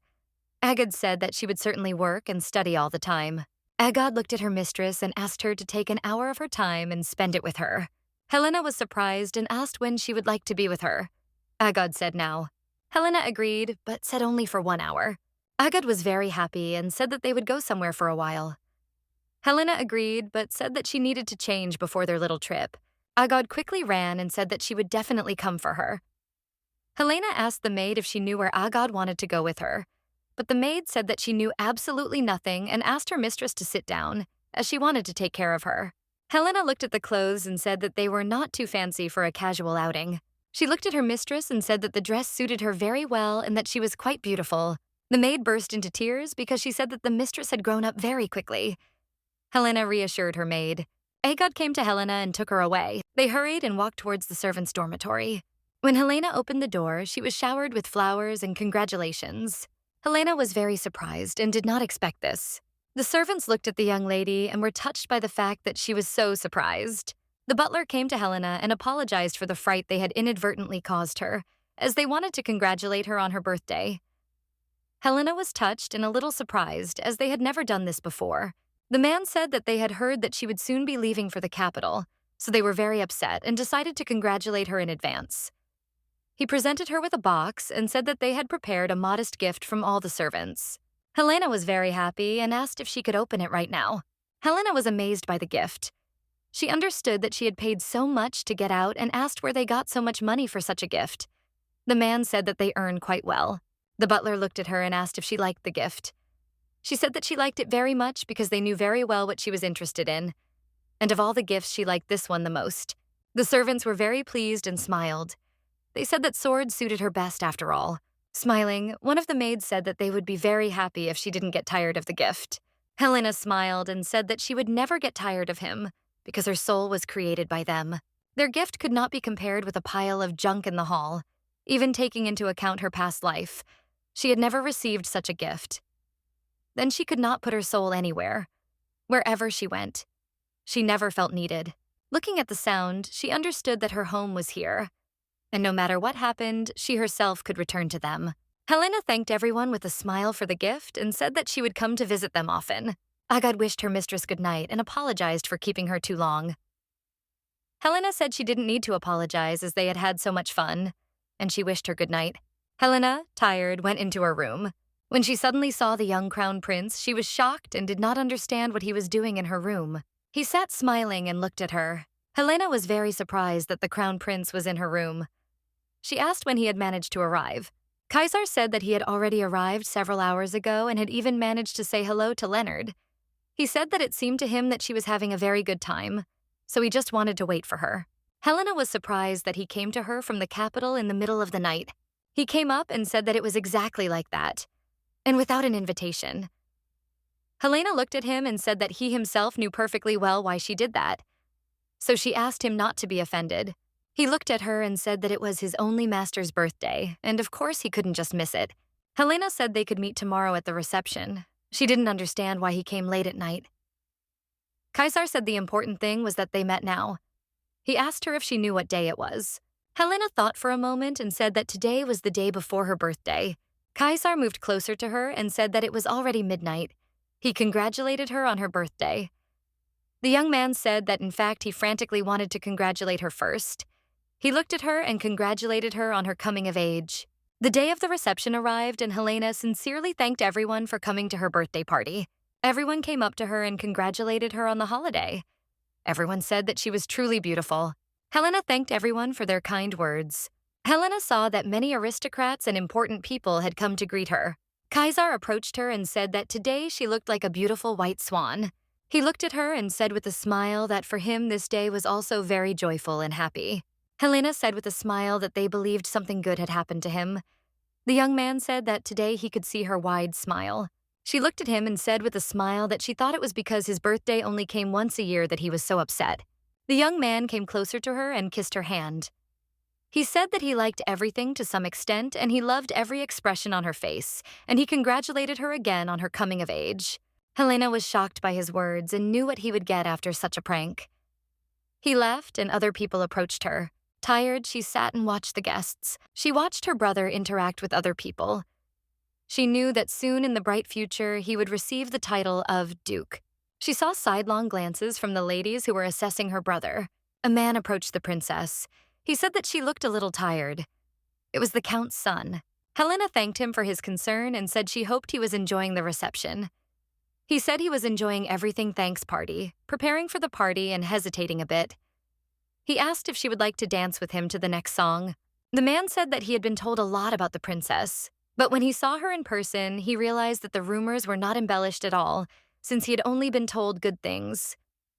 He was furiously curious about what she really was like. He knelt before her and asked if she would like to dance her first dance with him. She smiled and asked him what he would do if, because of her incompetence, she trampled all over his feet. The young man said that she looked like a feather, so he would not feel anything. She had almost agreed to dance with him when the crown prince suddenly approached them and asked for forgiveness, as he had previously agreed that the princess would dance the first dance with him. The young man asked them for forgiveness and said that he was leaving. Helena watched the young man as he quickly ran away from them. Kaisar looked at the princess and said that if he were not so brave, he would not have the right to be her first, so he bowed his knee in front of her and asked if she would like to dance with him. Helena understood his intention, that he wanted to show her off to the world, but she also knew that she would have to pay for everything later. Helena looked at him and said that she might accidentally trample his feet due to her ineptitude. The crown prince said that was fine, because until she became a master of dancing, he would have a reason to continue dancing with her. Helena and Kaisar were dancing. The prince said that the princess was quite a skilled dancer. He asked where she could learn to dance. Helena said that her friend taught her. He was shocked and asked what kind of friend. Helena laughed and said that she had a long story. Because her friend was very similar to the crown prince, but his character was completely different. Helena remembered her past life. She knew that although she had no talent for dancing, but still her close friend persistently taught her when everyone refused to be her partner, he never left her. Even if she stepped on his feet 100 times, he continued to dance with her all the time. He was her first dance instructor and partner. Helena stumbled and almost fell, but the crown prince quickly realized what to do and lifted the young lady into the air. They looked very graceful, and everyone looked at them in bewilderment. The crown prince looked at her and asked if she had fallen. Helena thanked Kaisar for his support. They continued their dance. Helena said that in this situation now there will be many rumors. Helena knew that people would always talk about her in a way that she didn't want to take into account and said that if they wanted to, let them talk. She knew that in her past life she only had to protect herself. She didn't regret or think about anything. However, in this life she had people she wanted to protect from any troubles. She knew that the more such people there were, the more afraid she became and gradually became weaker. Helena learned that now she could not retreat under any circumstances, since all people were very dear to her. The following autumn, the final decision was made about Helena's departure to the capital. The young princess left the estate without hurrying. Helena felt very strange the whole way, because her soul was very heavy, and her heart was beating. Egod looked at her and said with a smile that most likely it was because she did not want to leave. She said that it was because she was leaving her good people. Helena understood that in this life she was much happier than in her past life, since Dante had never experienced such feelings. Helena looked out the window and said that Helene Foresci was indeed smiling with happiness. Egod was surprised that her mistress was talking about herself as if she were another person. Helena just laughed and said nothing. They arrived together and the servants greeted her with a smile. Helena did not understand why the man was behaving like that. The man said with a smile that she had not just dropped in here for a short time, but had become the full-fledged mistress of the estate. Helena looked at the estate and said that she would like to create a place where she could train, and the man said that they had already renovated the house in the garden and prepared it for training. Helena looked at her friend and said that in that case they could go around everything later without rushing. The young man looked down in embarrassment and said that first he had to tell her something. The man said that this weekend, young Master Leonard will come with you, and the crown prince will also visit together on the same day. The young man was surprised by the young lady's reaction. He asked why she was not happy about Kaisar's visit. Helena looked into the distance and said that the crown prince would probably bring something that would cause headaches. The young man looked at Helena and asked if maybe she should refuse him then. Helena looked at him and said that a master could not refuse his student a visit. Helena arrived at the imperial palace to see familiar faces. She was very glad to see the Viscount, and Lady Ever, the woman, looked at the princess and said that she could address her simply as Rowena. Helena looked at them and said that they could skip the greeting and get straight to the point. She showed them a list and said that it contained many names of aristocrats who could be won over to their side. The young men studied the list closely. The woman looked at the princess and asked where she got such confidential information. Helena said that it was very difficult to shut the mouth of the servants. At all the meetings of the lady, their servants follow them. Helena said that her maid Agod was still young and it was very easy to lull the interlocutor's vigilance. Helena had heard her fill of tales and rumors from her past life, so he looked at her and said that now he didn't just need to propose to her, but to grab her with a death grip. Helena didn't understand what proposal he was talking about. He looked at it and said that since she had come to the capital, then she can become the crown prince's official mentor in the art of ball control. Helena was stunned by this proposal. She looked at him and said that she took it as his desire to bind her and Kaisar so that she could not escape. The Viscount smiled and said that he had no other way. Since she did not want to become the prince's wife, he had no other choice. He was desperate to keep her near the crown prince. Helena looked at the floor and said that if the crown prince suddenly sat her in such a place, it would cause dissonance. Well, she also thought that it could be the other way around, and such a step would lead to them running into a headwind. Until now, Helena had only existed standing behind her students. She knew that most would not welcome a girl with unproven abilities. The Viscount looked at her and asked if she knew Marquis Ben Helen. She knew that he was the same aristocrat who had recently been at Fresca's reception. He had long since left the arena of politics before his release, and had closed himself off to his lands, maintaining neutrality. But despite the fact that Helena was very worried about his presence, she turned a blind eye to it. She knew what rumors were circulating around the Marquis that there had been terrible monsters roaming the Marquis's territory lately, and so he asked Fresca for reinforcements. Helena was a little puzzled as she knew that the man was probably in a very difficult situation. The woman looked at Helena and said that she did not know exactly which stop in his lands, as they had not yet visited the area in such a situation. Helena was worried because she felt the man should have asked someone else for help, not her family. The young lady said the man had asked Brant's family for help, but they had refused. Helena was a little surprised by this turn of events.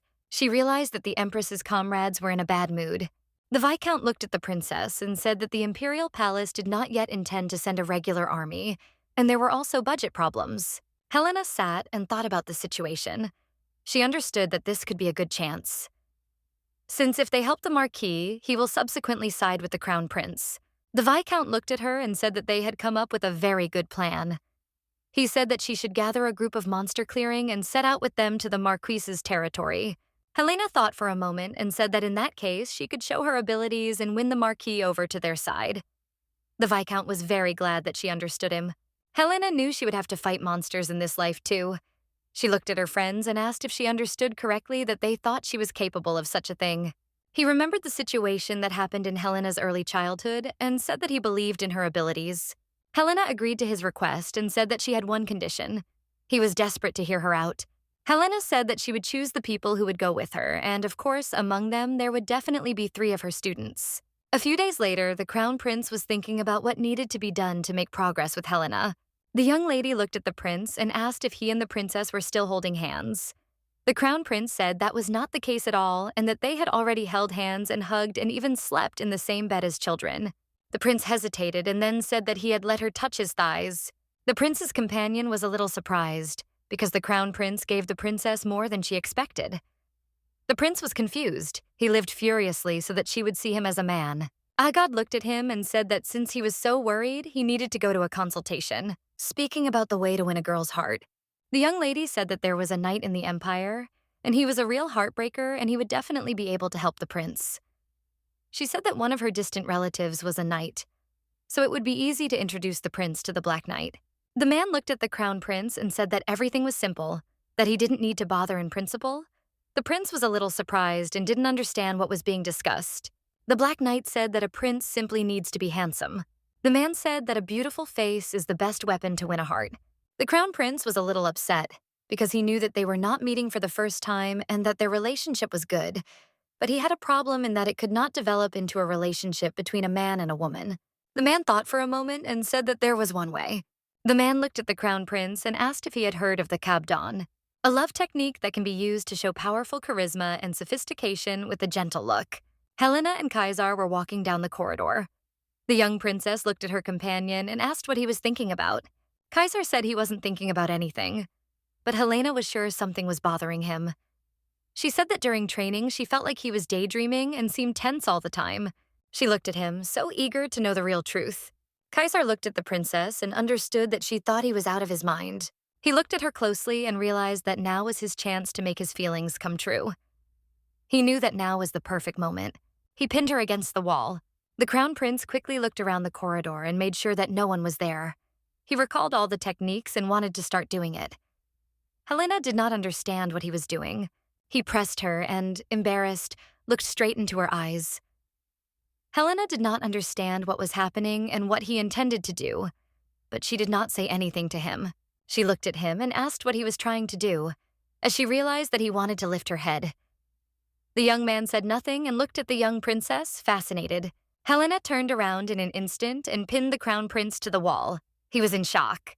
She looked at him and asked if that was what he wanted to do. She looked at him and said that if he made that joke again, she would scold him. He lowered his eyes and asked his master for forgiveness. The weekend came and Leonard came to the estate. The young man said that they had not gathered together for a long time. He remembered the past and those moments when they played cards. Helena asked the young people with a smile how adults should have fun. The Crown Prince looked at the young princess and took out a bottle of alcohol. The girl was confused as she realized that the contents of the bottle were very strong and was worried about what would happen to them. The prince said that they were still at home and could afford to drink. Helena was very happy and said that he was right and quickly brought a glass for him to pour for her. The Crown Prince looked at the princess and said that, as expected, she was not so simple. They sat and rejoiced and drank alcohol. But suddenly, something went wrong and Helena fell to the floor. Helena was in shock, as half a glass of strong alcohol made her fall. She knew that even though Dante knew how to drink, Helena's body worked differently. When Helena woke up, she saw the Crown Prince, but she was not completely sober yet and looked at the prince and asked why he was standing there with a glass of wine. But she called him Elez. He was a descendant of Kaisar and her friend from her past life. The Crown Prince became nervous and wondered what family Elez was from. Helena screamed that she had a headache and that she was now. The prince apologized to his girlfriend and said that he was very sorry, as he did not think that she was that drunk. Helena said that she hadn't had a drink for a long time, so she didn't even notice what had happened to her. She looked at Kaisar and said that he really did have a beautiful face. She told him to be grateful to his ancestor. Helena looked at her friend and said that she really liked his face. He was glad that she said it, but he asked her to repeat it again. She said again that she really liked his face. He asked her to close her eyes and lean towards her. The next day, Helena gathered everyone and said that in order to help the Marquis, they needed to go and hunt monsters. The hereditary principal was furious. He shouted that she was crazy because it was very dangerous there. Helena did not understand why he was shouting. She said that she could not miss such a wonderful chance to fulfill her role alone. The prince froze in shock. The member found out that he was trying to prove to her his abilities as a student. The prince sat and was angry at the princess. The mischievous prince looked at her and said that he did not want to put her in danger. Helena looked at him and said that he must have forgotten how she had said before that she would make him emperor. She came closer to him and said that this was the only chance to see the master's true abilities. She asked if he really wanted to miss it. She said that no man could defeat her.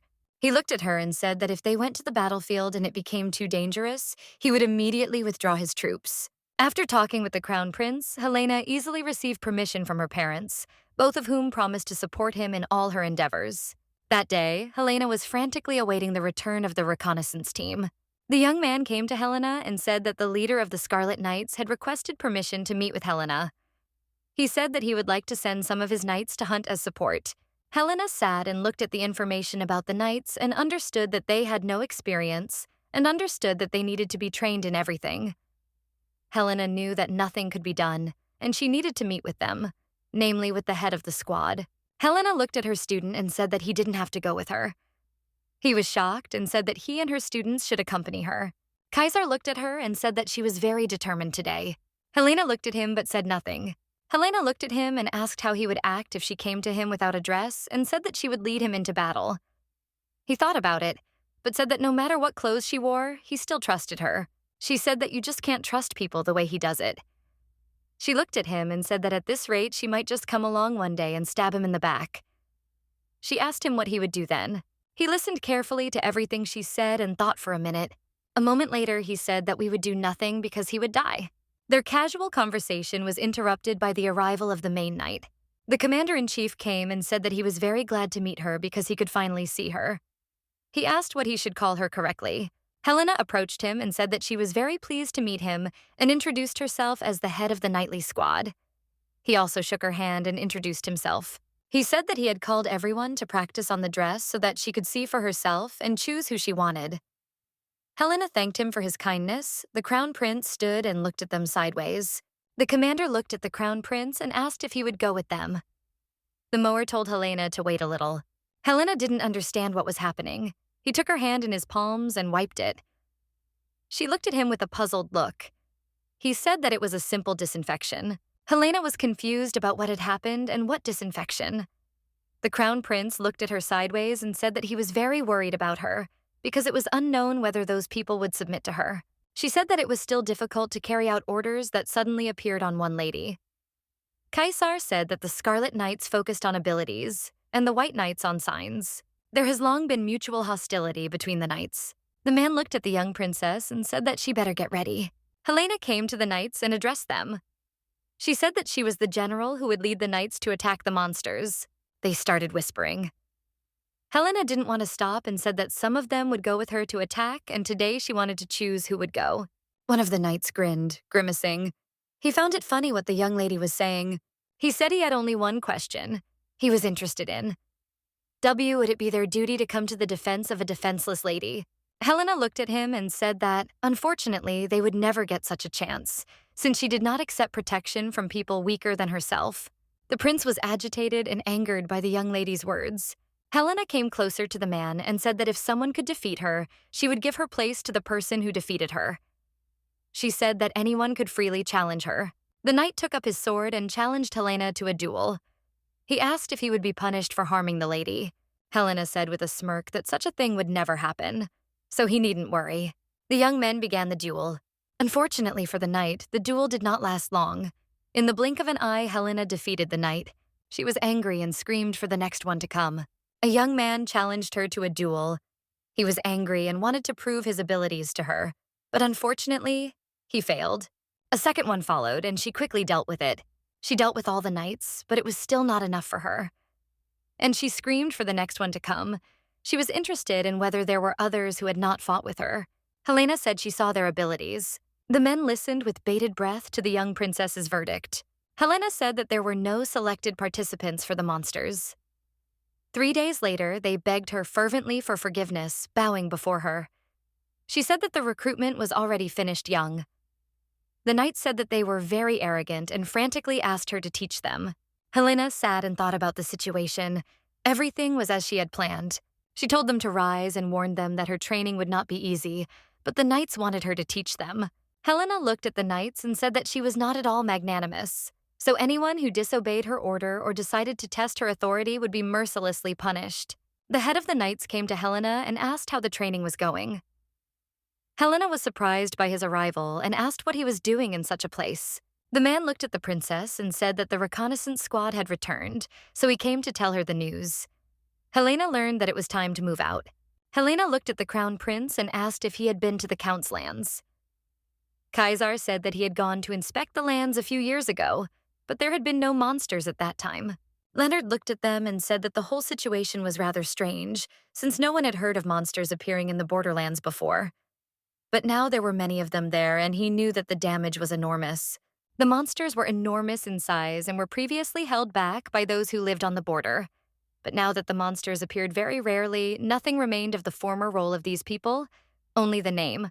Helena looked out the window and thought that obviously monsters were fighting everyone at night right now. Kaisar said that recently there have been a lot of little monsters. He said that it was strange because it was said before that their numbers had decreased. He said that most likely their numbers had dwindled. Because of the dragons, Helena was confused. Leonard said that the times of their extinction and the reduction of monsters are approximately the same. Helena was a little surprised and didn't know if it was true that dragons and magic power were connected. Kaisar looked at her and said that it doesn't matter whether they are connected or not, but the main thing is that the dragon doesn't appear, because for today's people, hunting for it is impossible. Helena smiled and said that the dead dragon will not come back to life. A group of young people were wandering around the forest area. The man looked at the princess and asked if it was dangerous for her maid to just wander around the forest. Helena smiled and said that he would soon find out why she followed them. The young man saw the tracks of the monsters and shouted to the others. The young knight showed the tracks to the princess and said that it was a black dog, and that such monsters had been appearing in the area for a long time. Helena looked at the tracks and said that it was clear from the tracks that there were several of them, so the situation could be dangerous. The principal looked closely at the tracks and said that it seemed to him that they were not so far away. The man looked at the princess and said that it would be better for them to return to the estate today. Helena was confused. How could they leave just because they noticed tracks? The man looked at her and said that it would be difficult for them to resist a large number of black dogs. He was worried that worse monsters would appear. Suddenly, out of nowhere, a black dog appeared, jumped on one of the knights, and knocked him to the ground. The black dog saw the princess and rushed towards her. Helena didn't have time to react because the dog was killed by her brother. She looked at this sight and thanked her brother. The man froze. He did not expect such a sight. Helena looked at the whole situation and suggested that they return to the estate. It seemed to her that a personal meeting was necessary. They discussed the attack of the black dogs. The Marquis said that they were mostly nocturnal, but recently they had become active during the day. Helena looked at him and asked if he had found out the reason for the animal's strange behavior. The Marquis leaned back in his chair and said that he had not really intended to tell anything, but he has no choice.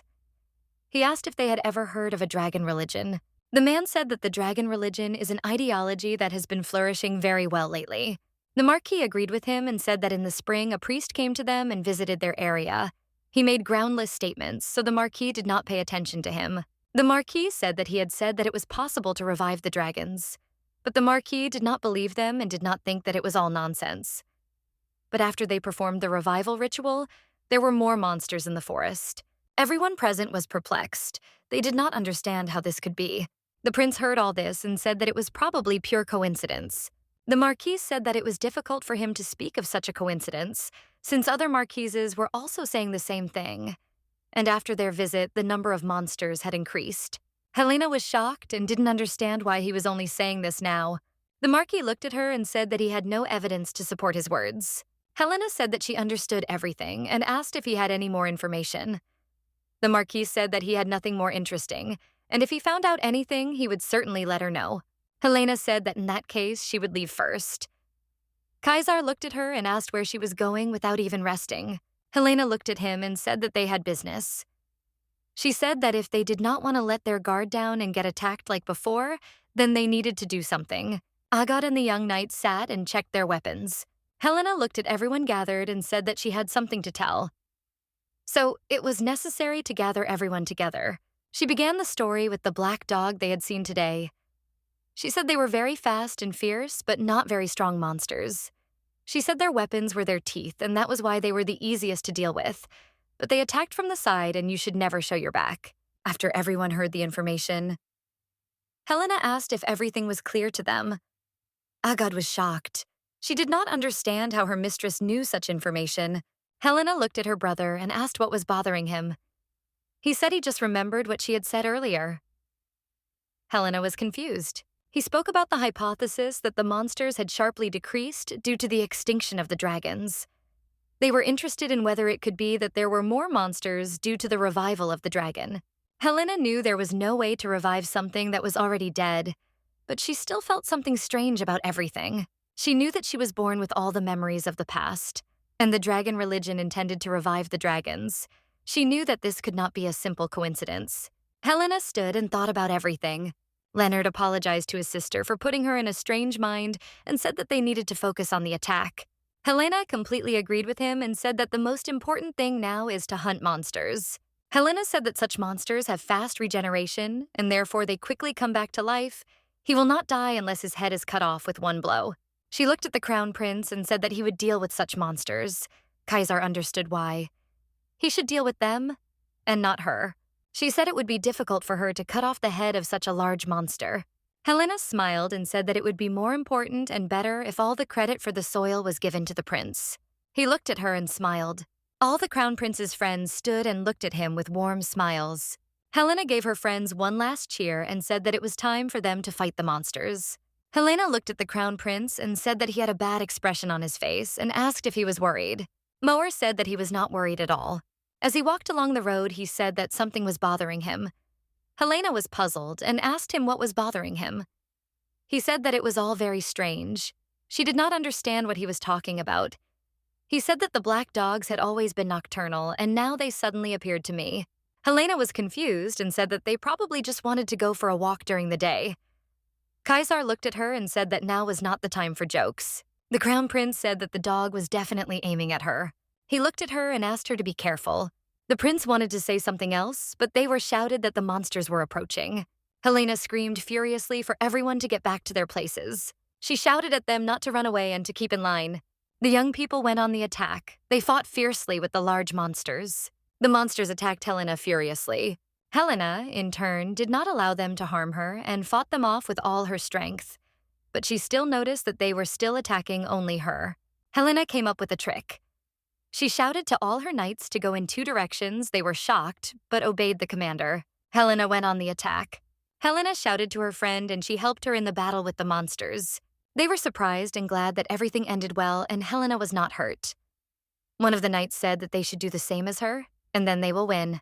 But then a large monster appeared from behind the knight, attacked him and knocked down the young man. Helena shouted at them not to be afraid of anything and to stay in line.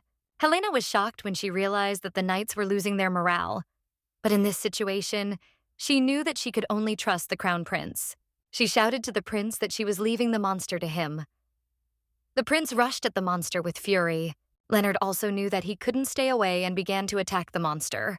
Suddenly, he saw Agad, who hit the monster. Helena looked at the monster and said that this was his end. The monster opened its mouth near Helena. It wanted to kill her. Helena shouted to the crown prince to deal with it with lightning speed. Agad ran up to her mistress and asked if everything was okay with her. Unable to bear the emotions, Agad hugged her mistress and was very glad that everything was okay with her. One of the knights approached Helena and said with a smile that he could not believe that she had made herself a bait. He said that their confidence depended on her presence. Helena smiled and said that such a trifle was not worthy of such praise. Helena walked around, looked at the animal's corpse, and called her maid. Helena said that everyone seemed busy, so she asked Agad to go and help the soldier captain. She looked at the monsters and did not understand why she was their target. She did not understand for what reason. Suddenly, she saw an unknown symbol on the animal's body. She came closer and touched it. After she touched him, she had strange sensations.